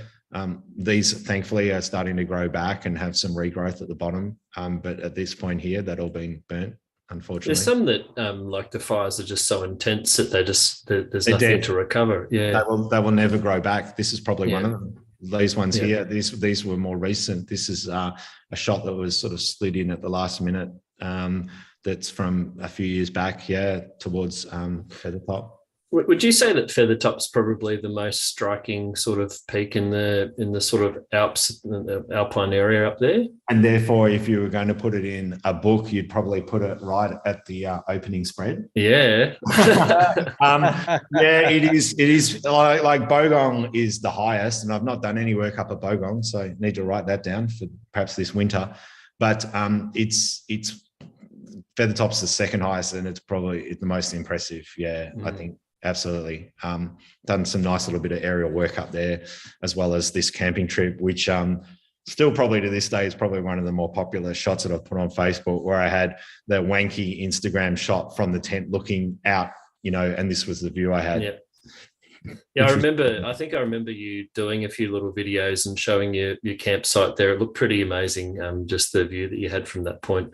And that was the time that I took a drone up there, that bloody, Phantom, whatever, and I lost it in the clouds. Oh. And so I was flying and I'm looking down my phone and I look up and I can't see my drone. And do you remember back then, you didn't have that sort of capability of, did you have the capability of pressing home? I don't even know that. Oh, yeah. Well, back in the earlier days, they were pretty back in the earlier days, really, weren't they? Yeah. And you didn't have the little map that you could then just click on and then just turn it around and fly back to you. You just, maybe you did. Maybe I was such a novice that I didn't know how to use that stuff. But literally the only way that I could get it back to me and know which way it was facing was to listen and really listen hard and go, oh no, that sounds like it's going away from me. I'll turn it around 180, I'll thrust it forward, and it was like, oh no, it's getting louder, it's getting louder, it's getting louder. And then, it comes out of the clouds. There's my drone. Thank God for that. It was a disaster. Yeah. It was an absolute disaster. It was terrible. This is in a plane. This is a place called JB Hut. I've visited it many times. And again, I've had those shitty shots where you haven't got enough snow on them and whatever. But this was one of my sort of nicer shots. And in fact, I had to drag a gradient across from the left. You'll notice that this sort of side's a bit darker. This side's a bit darker. I drew a gradient so that the text would stand out more against that background. That's something very minor that people are going, we don't need to know why you're telling us that, Tom. Don't bother. No, it's interesting for anyone that wants to put a book together that, I think, Tom, but just being conscious that about half an hour left on the show, that you have the time to speak to the creation of the book and the process. I remember you saying before the show, thanks, Paul. Sure you spoke to that. Yeah, I want to talk a little bit about that. And so I might stop sharing for a second just to show you what I have in my hands here. So the book itself. So what I decided, this is the first landscape photography book that I've done where it's actually a little bigger than my other books. So we've got my Mornington Peninsula book that we did a couple of years ago. That's, I think, about 30 by 25 centimeters. We decided that the cover probably wasn't as thick as we wanted on this. So I therefore, with this book here, we went for a 30 by 30 square book. It's got a slightly thicker cover. It's 4 mil rather than 3 mil. I know that's pointless. We pay extra to have these, what we call end papers printed on. So traditionally, when you open a book, that's just white. We paid to have that done. And then one thing that I've done, which I don't normally do, is I've done sort of like an intro page and then a big title page like this, and then a contents page, and then another sort of hero shot, and then the forward, which was written by a very good friend of mine, Bill Bachman, who is a 5-time Winter Olympic photographer. For those who don't know Bill's work, he's done a lot of great work here in Australia.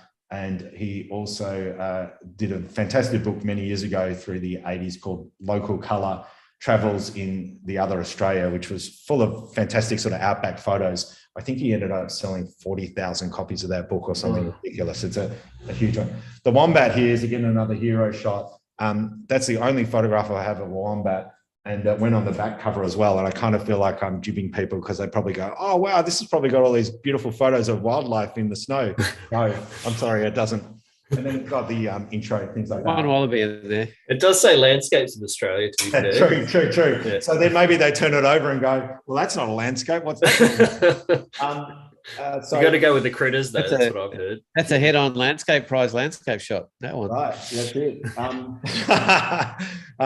So the other thing we had done is two things. We upgraded the paper from 157 gram to 200 because we felt if it's a bigger book, we want the pages to feel more substantial. And the one thing that we did do, the one thing that I didn't do on this photo is clone the photo, the photo of my pack and my ski poles on the side there. The other thing we did is we went for what's called a matte laminate, which is quite it's a new process. So rather than, spot varnishing the pages with a gloss varnish, which you'll see in a lot of books, we actually went with what's called a matte varnish, and it's got this beautiful sort of smooth velvet feel to it. And we're going to run with this from now on. And the people that I showed it to really liked it and said that it looks more professional this way rather than that gloss spot laminate that looks more like a magazine style type of finish. So yeah, they're the things we did. We also did an index, which was the most painful thing to do in your life, because what you do is you think you finished the book, you do an index, and then you decide to shuffle the pages around, take photos out, put other photos in, and then you got to redo the index all over again. So, but it keeps the simplicity of the design element of the book intact, though, doesn't it? The idea about having to put that through the body of the book. The idea about having the index was that we figured that people perhaps who are buying this book who aren't photographers would go, oh, Snow Landscapes of Australia. Well, I go up to Hotham every year. So how many, you know, where are the photos of Hotham? And they flick to the index and they go, oh, wow, there's a lot of photos of Hotham in here. Yeah, I'll buy it. So that was the idea of having the index. I've never done an index in any of my landscape books in the past because, you know, they're just on Mornington, right? So like, there you go. It's a book on the Mornington Peninsula, you know, and it's sectioned in all that stuff anyway. How I came about doing this book, as I said briefly before, is about an AnyBook project, is about, oh, okay, this interests me. I'd like to publish a book. You either have the collection of photographs already or you have to go and physically, you know, shoot them. And for this one, it got to the point where I felt like I had a really good selection of photos. And then what happens from there is I go through my Lightroom catalog and I actually go through and 5-star my favorites. And then I export them at 300 dpi into a folder, which is, you know, Snowbook images. And then in InDesign, which is an Adobe product, I then I make up a template and I start throwing pictures into the pages. And that's the thing like saying, right, that's a vertical picture, so that's probably going to sit on its own on, you know, one side of the page and then the other side's complemented with something else. Or this is a hero shot, this is going to be a beautiful double page spread. And a lot of my photos, I edit pretty hard. And so therefore you won't see a lot of single shot photos here. And a lot of them are, you know, double page spreads because I think that's what they deserve. You know what I mean? Mm. What you've got to be. How do you have to do anything special there, Tom, just so that you don't lose too much of the picture in the middle? I guess something with a central element is probably not a good idea. Exactly what I was going to say. There's probably a few photos in here where I've probably ruined that a little. You know, and you do. It's not too bad. Yeah. You do have to be very conscious of that. It was like a very pointy mountain peak right in the middle or something. I'd say that'd be bad. Yeah, exactly. Yeah. And sometimes you have to reorientate, crop the picture so that it's not right middle. You crop stuff out of the photo that you don't particularly want to, but you do that again. So to make sure that you're not having that main element in the gutter, that's absolutely sure of it. And then change the colors for CMYK or. I don't do that process myself. Look, here's a shot that I've pretty much buggered up. Oh, yes. I wanted to include it, but I couldn't do it any other way. That's a really bad example of it. Sorry, everybody, but that probably shouldn't have been printed like that. But I wanted to do a double page spread and I didn't really want to crop it. Sometimes you actually leave photographs out of the book altogether where you just go, I don't want to crop it. I don't want to do it any other way. And it's not, I don't want to, it doesn't do it justice to have it on a single page. So if it can't be a double page spread, I'm not doing it all. The CMYK process is what Ian does. So once I'll get to that in a second. Once I've put the photographs onto the pages, you then got to caption all of them, which takes a lot of time, obviously. And then you run through it a million times. I send it to people to do proof checking, to read all the stories, because inevitably, you know, no matter how many times you've read it, there's always mistakes. I think I helped out with one of those passes as well. Tom, was nice. Did you? To get a little, yeah. Little thank you so much. Yeah, thank you. That means a book must be coming your way. Oh, well, I didn't ask for that, but if it is, that'd be nice. All right, you won't get on there. No, but I'd love to reward you with that. It's those sorts of things where you don't ever want to pick up a book and just go.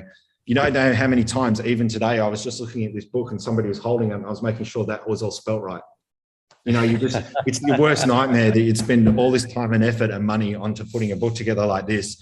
And then all of a sudden, you know, you've spelt something wrong. There are already 2 or 3 mistakes in this book that are very minor that I hate, but that's okay. Hopefully most people pass over them because you've got to think there's probably 1,000 things in this book that needed to be checked. You know, every single word, every single caption, every, you know, index. And then you make a change and you forget to then go back. You forget, you know, even the acknowledgements page that you look at, you know, should be the most simple part of the book, right? And then you've got to look through that and you spell your phone number wrong, perhaps, you know, or the address is wrong for the gallery, or the QR code's wrong and it doesn't go to any page on your website. You know, all those silly things that can possibly go. You forget to acknowledge your partner in the acknowledgements, right? Which, yes, she's mentioned. Great. You know, those sorts of things can go wrong. There's literally probably hundreds, if not thousands, of things. So you can't. I'd like to think you could tick all of those off, but often they don't. So then you've got to, once you've sort of got the design right and you've put the captions in, you then got to open every single photo in Photoshop. And with the snow book, do you think a dust spot might show up? You've got to go through every single photo at 100% and scan. And I'm terrible at this because I'm a lack of detail person. Mary's a detail person. If you rang Mary at the end of the day and said, hey, but you wouldn't call her babe. You'd say, hi, Mary. You go, hi, Mary, how was your day? You will get everything from the time she woke up, how she was feeling, what she had for breakfast, what time she hopped in the car. She had a phone conversation with so-and-so. You'll get that whole conversation on the way, blah, blah, blah, blah. Like sometimes we used to really frustrate me because sometimes it would take an hour to get a debrief from Mary about her day at the end of my day. And all I wanted to hear from her was, oh, it was great. Thanks for asking, as opposed to all the details. So it used to really frustrate me, but I've got used to that. Some people are detailed people. Other people are general, big picture. Like I'm a big picture person. So for me to go into each photo in Photoshop and look for a dust spot is a pain in the ass. I should be paying somebody else to do it. Anyway, you've got to go through and do all that. I went through and discovered there was some sort of almost like banding happening in some of the photos in the sky for whatever reason. So I had to go in and create a Gaussian blur layer with a mask and then rub over the sky in order to then get rid of what I thought was going to be some severe banding in the photos. That was. Do you think that was from the CMYK conversion, like from that proofing process? It could have been that. I might have just got the workflow a little stuffed up, which Ian will tell me I tend to do every time. So once all that's done, you kind of get to the point where, unfortunately, you get to the tipping point I find I get with these books, where you've looked at it so often you can't see the wood through the trees. You know you don't want to miss anything. But by the same token, you're so over it that you just want to get it done and get rid of it. But you have to sort of consciously say, no, I want to get all this right. So then it got to the point probably 3 months ago where I send it off to my pre-quest guy, which is Ian Wallace down in Hobart. And he goes through it and checks, he does the CMYK conversions. He checks that the resolution of all the images is correct. Ink levels. So with a offset print process like this, if you've got too many blacks in your photos, for example, if it's going through the press and there's too much black ink on the page, it might run through the press and not dried enough, and that ink will then smudge, for example, onto other pages, which is disastrous. So there's all those checks. And then he sends it back to me and he goes, here are all the problems. Can you fix them up? And then I have to fix them up, of which there inevitably is. And then it goes off to the printers, which this is printed offshore. And then they come back to you and go, oh, the factory's done the check and there's all these problems, which there's not generally heaps, but there might be a few. And then it's back to Ian, or Ian gives it to me to then fix up. It then goes back to Ian, who then sends it up to the printer. There's probably 50 emails that go back and forth, hundreds of emails that go back and forth in that process. And then eventually... What's an example of the kind of things that can go wrong in that process? Like things like you might have supplied an image that is not quite 300 dpi. When you've exported as 300 dpi, but then when Ian's done the conversion to upsize that photo to fit the page, you haven't got enough resolution for it to fit the page, for example, and it might be sitting at less than 300, and he'll flag that and say, look, it's close enough, you'll probably get away with it, versus this is below 200 dpi, it's not going to print well. So you need to give me a higher res version. And that's when I pull my hair out, because then I go, all right, I go through all my Lightroom catalog and sometimes I can't even find the high res version for that photo, the raw file even. And you're kind of like... And you might have to re-edit it or try and get it to where it was or replace that photo altogether, because you just can't find the original file, 15 years ago, etc. There's a couple of the 617 transparency photos in there that aren't 100% to what I want them to be, unfortunately. In the proofs, they looked okay, but you'll just notice that compared to the other digital photographs, they're not quite as sharp. But that's okay. Again, most people won't pick that up. And then, did you do a proof at all, Tom? Like they sent you back? Yeah. So I've never seen I've never been to Hong Kong, China to see a book come off the press. I'd love to one day, just to for the the thrill of that, so to speak. Everything's done over email, never over the phone. I've never spoken to this person in my life. Our project manager, and yet we've printed 15 books with her now. This is the 15th. Wow. Oh, sorry, this is the 12th book we've done with her. Is she like a broker, is it, sort of thing? She works for the print company Everbest. Yeah. She's like the project manager. Okay. And they will supply you with either a full digital copy proof of the book, or they will provide you with what they call a scatter proof. So a scatter proof can be like, don't send me every single photo of every single page, but here's some pages that we nominate, and they might say, and we're throwing in a few extra for you. Here's another 10. You might nominate 20 pages that you think might be a bit iffy, just want to see the color, just want to see the resolution, and then they might throw in a few more and they'll send that to you. DHL, right? Okay, great. You send it to me, DHL. And the ironic thing about the proof is that you get to see it and, oh, great, fantastic. You get two proofs. You get a digital proof, which has color corrected, printed on, similar paper, what a book is. So you can see the quality, resolution, color, etc. And then you get what's called a die-line proof, which is on crappy paper, but it's to show you that all of the pages are in sequence. So you get that, you check through that a million times, you check through the proofs, and then they require that back so they can do their press checks. And so a DHL, parcel that's about, this big, that's five kilos, costs about $300 to then send back to them. You've already paid for this digital proof. When we did full digital proofs for our Wolf books that we did many years ago that were the same size as this, we would pay $1,800 for a proof check. And then you send it back to them, and then they, you say, yes, go ahead and print. And then you pay them half the cost of the print, the cost of the printing. And then about 4 or 5 weeks later, you get 2 copies in the mail, and you sweat bullets to open it and have a look at it and see that it's coming. Oh, geez, that must be a very nervous experience, because that's the like advanced copies essentially of Yes. the bigger batch that they're sending through. That's it. And the ironic thing is they want approval of the advanced copies before they put the rest of the shipment on a ship. Right. And I'm like, well, you've printed it already. You've bound it. Like, what am I going to say? Nah, actually, we left a caption out of that page there. Can you go ahead and reprint it for us? I have heard of that happening with a photographer where they did receive it in, and then they had some issues. Yeah, and so I guess they're trying to avoid that scenario where they've paid for all the shipping and then it just gets messy, I suppose. But I guess it goes.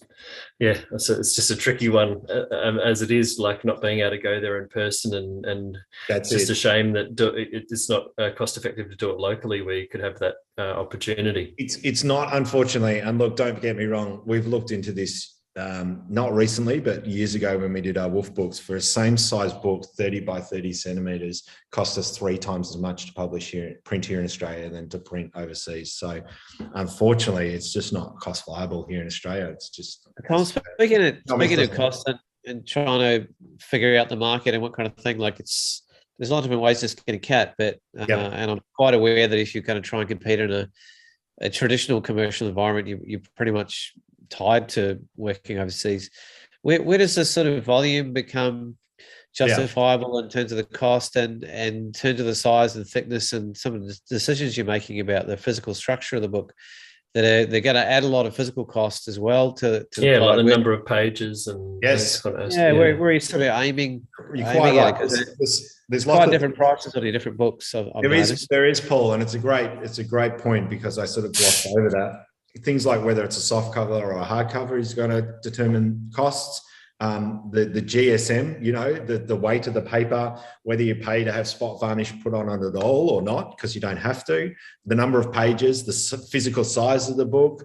This is only 200 and I think 8 pages, something like that. Yeah, it's 208 pages. We could have probably gone to 250, 300. But it probably would have been repetitious, like, oh, that's another nice photo of that area. So I really tried to skinny it down, not as much as possible, but I still wanted it to be a decent sized book. But every time you add pages, you're not adding 1 page, you have to add 4 pages, because it has to be a derivative of 4. and it costs money. And you can go from saying something like, oh, I wanted this to be 200 pages, and then all of a sudden you go, no, let's go big, let's go 300, and your cost is 50% greater. So it does add up. The cost of paper at the moment is extremely expensive, and they're having supply issues on that as well. The cost of freight's gone up 4 times since COVID started 2 years ago. And so they're all the sorts of things you want to consider, because at the end of the day, what we want to then do is get a book that can go to market. That we're charging $125 for this book, so it's not cheap, okay? But we want to be able to people to pick this book up and go, yes, that feels like a $125 book. And also too, you've got to bear in mind that if you went to a bookshop and found a similar sort of size quality book of this, if it's printed by, HarperCollins or another big major print house, they're printing, 50,000 copies. And so their unit cost is far less than what our unit cost is for 1,000 copies. I only printed 1,000 copies of this. And so, if you can order 2, 3, 5,000 copies, the per unit cost comes down considerably, which means that there's more margin for you, or you can charge less, retail. We just can't do that. So at the end of the day, we're always asking ourselves, what sort of publication are we putting together, and what sort of price do we want to charge, and will people be willing to pay for that, and how many copies do we want to print? There's no point going, let's print 5,000 copies if you're only going to sell 1,000. So we printed 1,000 of that because we didn't think we'd move a heap of them, because it's quite a specialist title. It'll appeal to a certain demographic or a certain number of people, but not everybody. We printed 2,000s of our Mornington Peninsula book. Again, a very specific title, but it's quite generic, and everyone will hopefully buy it here on the peninsula. And we've sold about 1,500 copies of these in the last 18 months or so. This will sell out before Christmas. So we'll sell our 2,000 copies out in 2 years, which is pretty good. It's all those things to consider. We've just got some major praise on the YouTube comments with Dower Dykstra just saying your book looks awesome, and he just bought a copy. So there you go. Oh, that's very nice. That's saying, mate, very discerning man. That's Dex, right? Yeah, Dex. Yeah. He designs a lot of collective books. I love his design work. He's fantastic. So I've always admired his design. Kind of wish he was on my team, but you guys have snaffled him up. And we've got a few questions actually just on there. On the one question is around, when you go to the snowy areas, do you check the weather forecast before going, or do you already have it planned a month before, and you just have to deal with what you have? No, like every 5 minutes I check the weather forecast. It's very considered. Absolutely. Yeah. I've got multiple apps that I use for that. Weather Zone. Another one's called Clear Skies, which I found more recently, which will give you low, medium and high cloud levels and percentages, et cetera, which is brilliant. Wind strengths, everything else. And it's extremely accurate. So look, especially if you're going to the more gnarly places, you really have to know what the weather's doing, and you have to plan accordingly. You just don't rock up and go, oh yeah, well, you hope for the best and expect the worst. It's very foolhardy, really, isn't it? Just ploughing on, as you say, straight into it, and not taking that risk. I wouldn't go up into the main range, without knowing a very precise forecast of winds. And also, you're not just risking yourself, you're risking people that have to come out and rescue you, and all of those kind of aspects. So it's quite an ordeal if something like that happens. It'd be, again, incredibly embarrassing if that was a situation where I hadn't done all the right things necessary in order to make sure that, I could get out safely. I understand accidents happen, that's for sure. But I haven't mentioned this, but I will, because what plays in the back of my mind is the story years ago I heard on the news, and Seaman's Hut has a plaque in there, of those 4 snowboarders who went out onto the main range to have a bit of fun and go some backcountry snowboarding, and they weren't prepared properly, and they dug themselves a snow tunnel, and no one saw them again. In fact, actually they did. They died of asphyxiation in a bad storm, and that was in July, August, and they didn't find the bodies until November because the snow the snow was so thick that season, they couldn't find them for love or money, and they had to wait for the snow to melt in order to find them again. And that was just a terrible tragedy, and that stuff shouldn't happen. And so don't be one of those people who goes and does something stupid like that because they just weren't prepared, and there was a coroner's inquest into it, etc. And yeah, they just didn't have the right equipment and for the conditions that they were going out into, and they shouldn't have gone out. And there are snowcraft kind of courses that you can do. I don't know if they're still running, but I know that Mike Edmondson, who's also a great photographer, used to run them. And yeah, that's just well worth looking up. You know, absolutely. If you want to get into this seriously, just make sure you're capable of what you're going to be set out to do, but also to get skilled up. And it's something that I need to do myself. I'm just looking through my Facebook because there's actually I think it's called Alpine Backcountry, or there's a page, or I follow on Facebook there that actually advertises all those mountaineering courses, etc. Yeah, do up there. I really want to do one myself. I was meant to when I was living in Sydney and never got to it, but yeah, it'd be really fantastic experience to do, and so do I. Makes you feel more confident when you're out there as well. At the end of the day, it doesn't necessarily mean you should take more risks. It just means that if you do get into a tricky situation, you can you know a way of getting out of it. Yeah, and being more aware of the conditions up there, because probably a few videos that I haven't shown tonight that probably show some pretty gnarly stuff of what I got up to, and it's not something that I would encourage most people to do, because it's not pleasant to get caught in conditions like that, because it is scary. It's like, I guess the factor is too that the more you put yourself out there, the more likely you are going to encounter something like that, because forecasts can change quite rapidly sometimes and you can get caught out. So yeah, it's definitely happened to the best of anyone, I reckon, with those sort of places. You just got to really, one saying I always have is, you really have to respect the mountains, because you just you don't know what they're going to throw at you sometimes. It's taking the words right out of my mouth. And look, I could probably, now that I've done the snowy mountains a couple of times and up above Thredbo, etc., I feel more confident.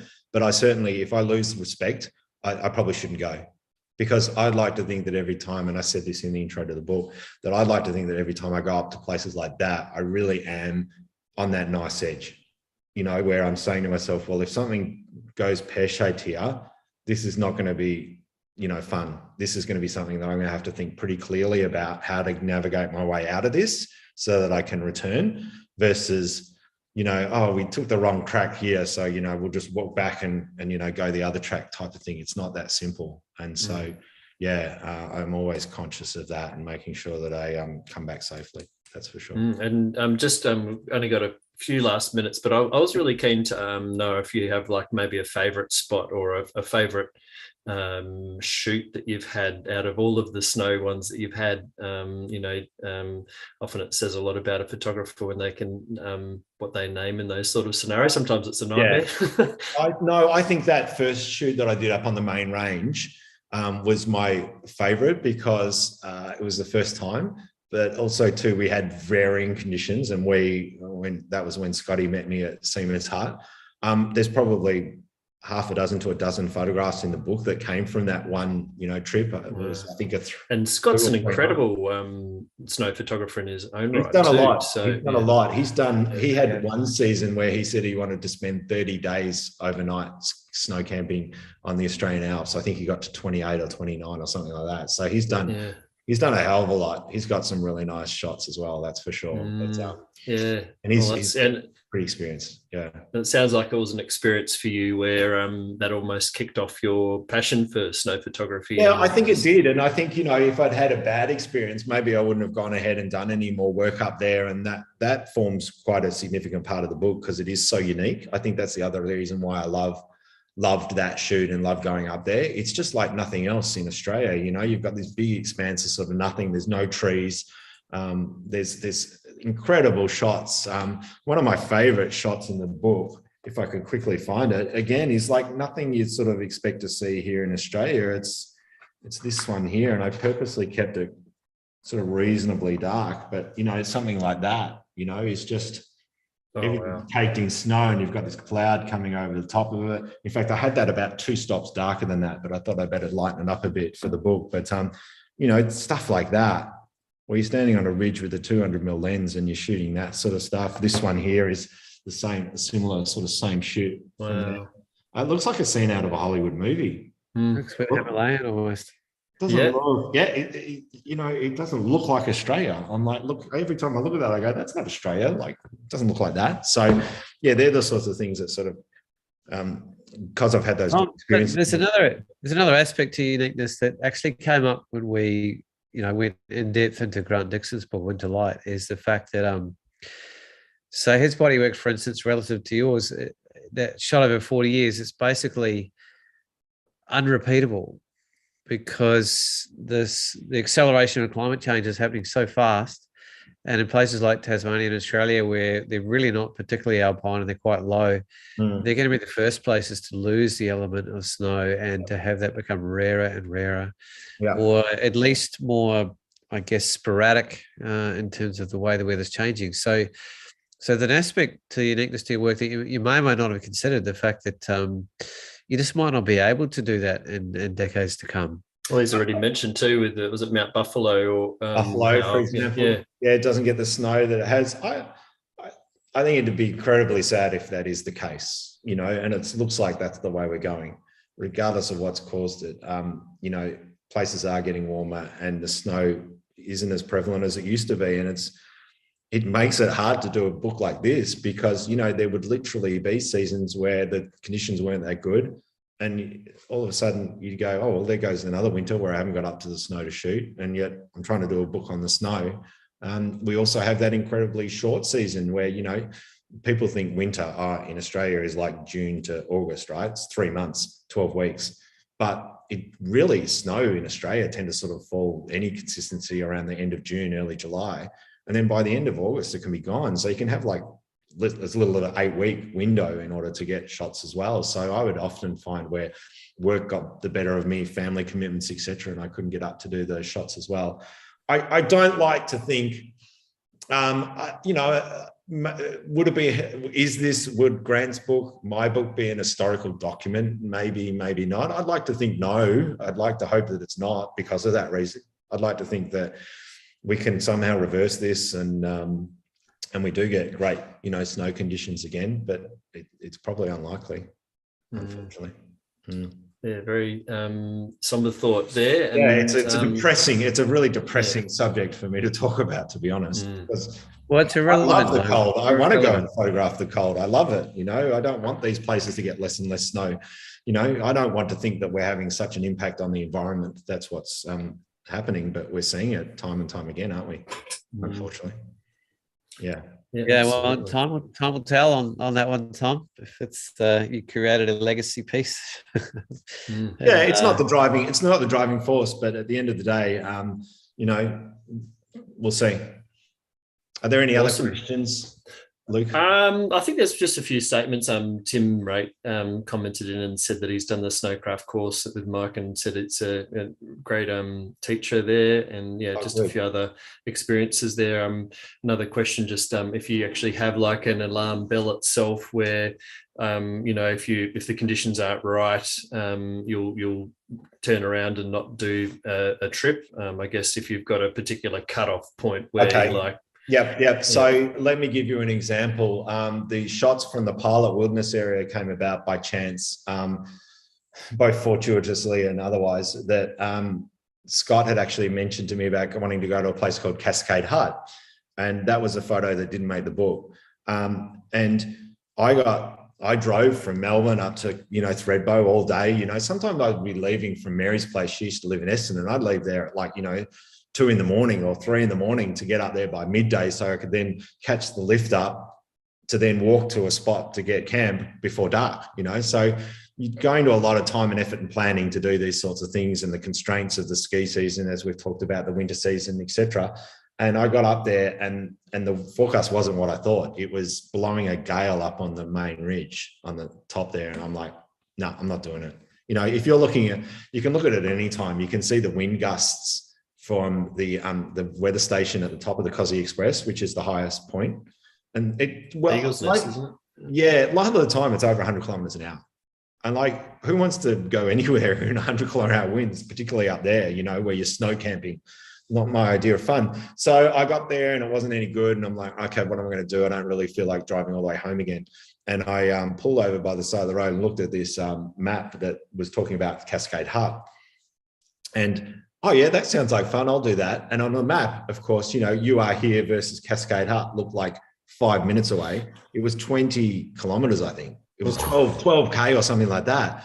And this was the time where it was really cold and I ended up, you know, getting my sleeping bag early and the tent ended up in the tree, etc. It was a disaster. And I walked along this track and the only way that I could see the tracking end, because I figured maybe it was because it was a wilderness area, they didn't have really good markers for the trail, or they were buried in the snow, one or the other, because the snowdrifts were somewhere at times, you know, 1 meter, 2 meters high. The only way I could tell where this trail went to get to this hut was looking through the trees and pretending that like you could walk or drive a car through them. Because in fact, I was walking along a sort of 4-wheel drive trail and I go, yeah, that kind of looks like that's been shaped to take a road. It was disaster, right? It was bad planning. And in the end, I had to sort of pull over because I'd been walking for several hours and I'd even pulled up my Google Maps on my phone and somehow been able to zoom in at you know, 500% and saw that I was slightly off track. And I'm like, oh, the track's over there, so I'll go over there by myself again. And I had to stop walking because I got to this point where the trees opened up and I was in this expansive like nothingness. And I'm like, I have no idea where the track goes from here. I'm giving up. And it was like 3:30, 4 o'clock, and it was starting to get a bit dark. And that's when I made camp and lost my tent in the tree and stuff. But that was one of those times where I did pull the pin on doing what I planned because it was risky, but I went off and did stupid other things instead. Sounds like I think the people that take who have the biggest balls, for example, are the ones who go and climb these really high peaks. Like I said, I watched The Alpinist, that story about that rock climber the other day, that alpine mountaineer the other day, and he's climbing stuff and he can like see the peak from where he's camped. And he's like, no, the conditions aren't any good for me. I can't do this now. And they climb all the way down again. I think that's incredible. I'd be like, nah, friggin' hell, I'm taking the risk. Off I go, you know?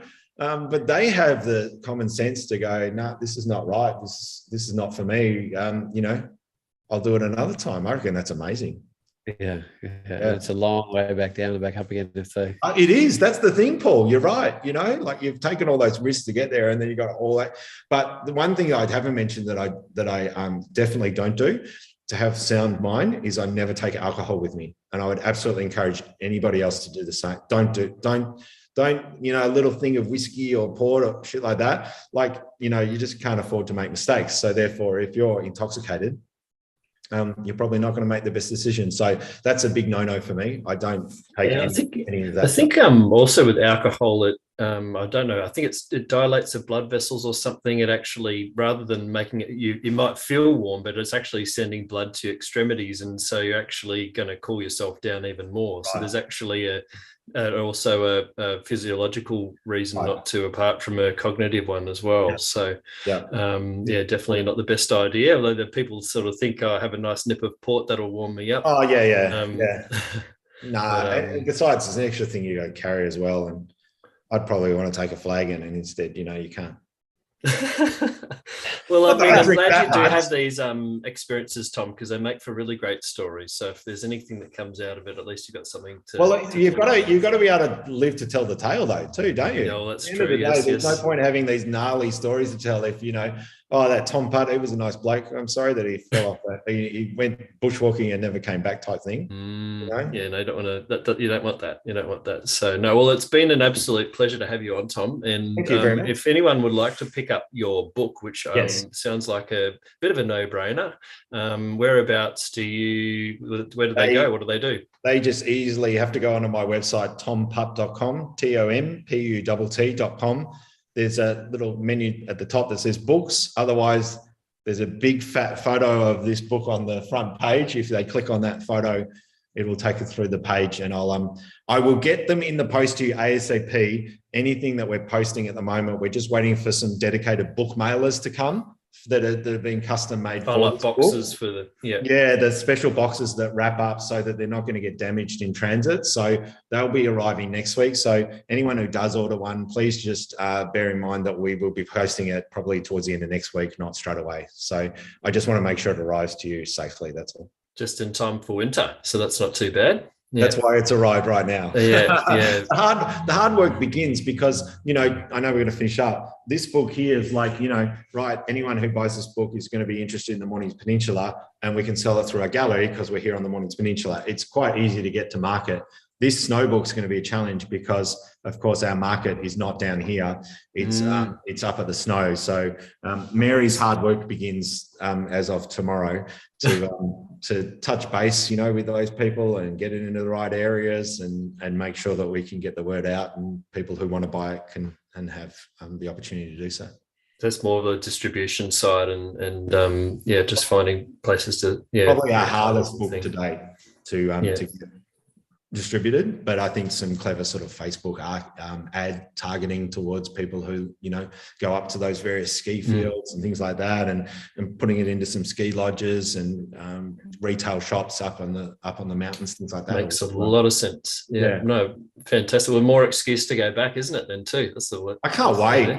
2 years of COVID and not being able to get up to the snow at all, and talking about it tonight and talking about all the trials and tribulations. Yeah, there's certainly a lot of places on my to-do list. Notes in your phone, the notes in your phone. I have, I think, over 100 lists on there. And one of them would be like snow book number 2, more snow, where to go, Ben Lomond and, Mount Field and Bogong High Plains and all sorts of things that I haven't yet discovered or explored yet. And so I can't wait. Let us know if you want anyone to carry your bags when you do anything in Tassie. Very happy to be an assistant there. As I'm getting older or enjoying my photography more, I find that sharing it with others is more of an enjoyable experience. That's for sure. So this going solo and doing stuff, like I used to do with this stuff. Is probably not something I'd enjoy as much as sharing it with others like yourselves, and Tim Raid, I know, has done some great work up there as well. So I can't wait that we can get together and do some more of that. And safety in numbers, that's for sure too. So that's a very good reason too, if anything else. Yeah, absolutely. Cool. Thanks, Tom. And you've got all the details there if you wanted to check it all out. Tom's also got a whole bunch of other amazing shots too that you can have a look through if you haven't come across his work before, although if you're on here you probably have, because he's been on so many times, and we're really grateful for you to always provide some time for us, Tom. So it's always a pleasure. Quite simply, well done, brother. That's a huge body of work over a very large period of time that's taken a lot of muscle and guts and risk and all sorts to create. So I hope you're proud of yourself, brother, because you should be. Thanks, Paul. I really appreciate both of your kind words, and everybody watching tonight. I hope you've enjoyed it, and it's given you a taste of what it's taken to put that whole book together. And for those who order it, thank you very much. I really appreciate that also. Thanks, guys. Brilliant. So in terms of future shows, we're now on our fortnightly schedule, which does feel a bit sort of miss not coming on every week, but then also it just means that we don't burn ourselves out as well. I think the next show is on June the 1st, and Paul, are we locked in the next one?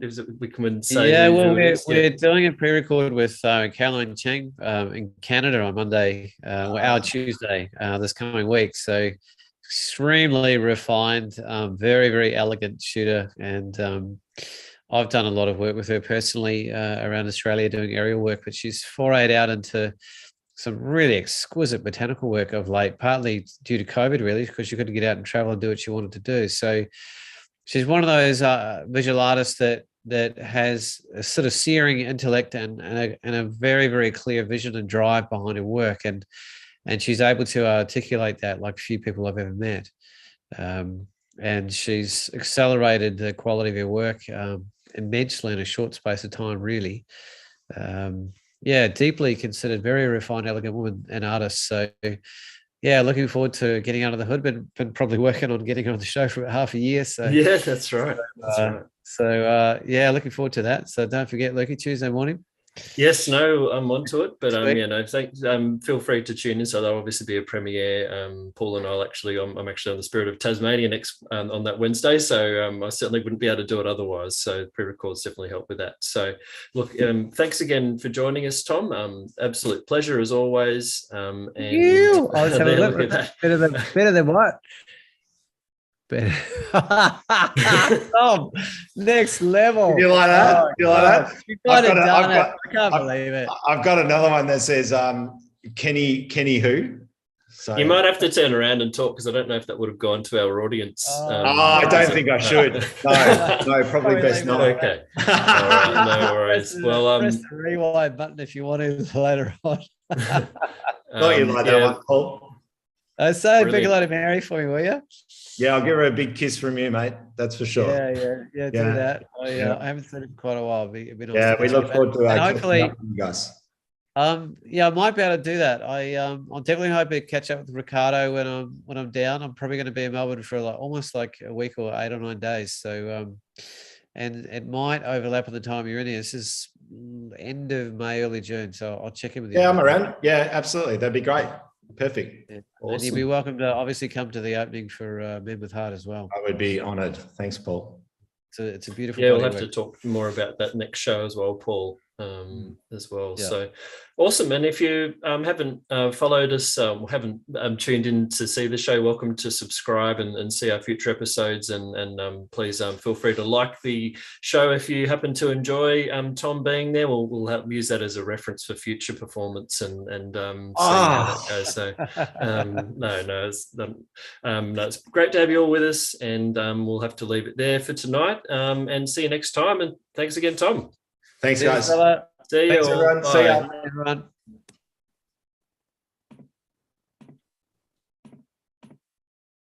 And Paul's gone.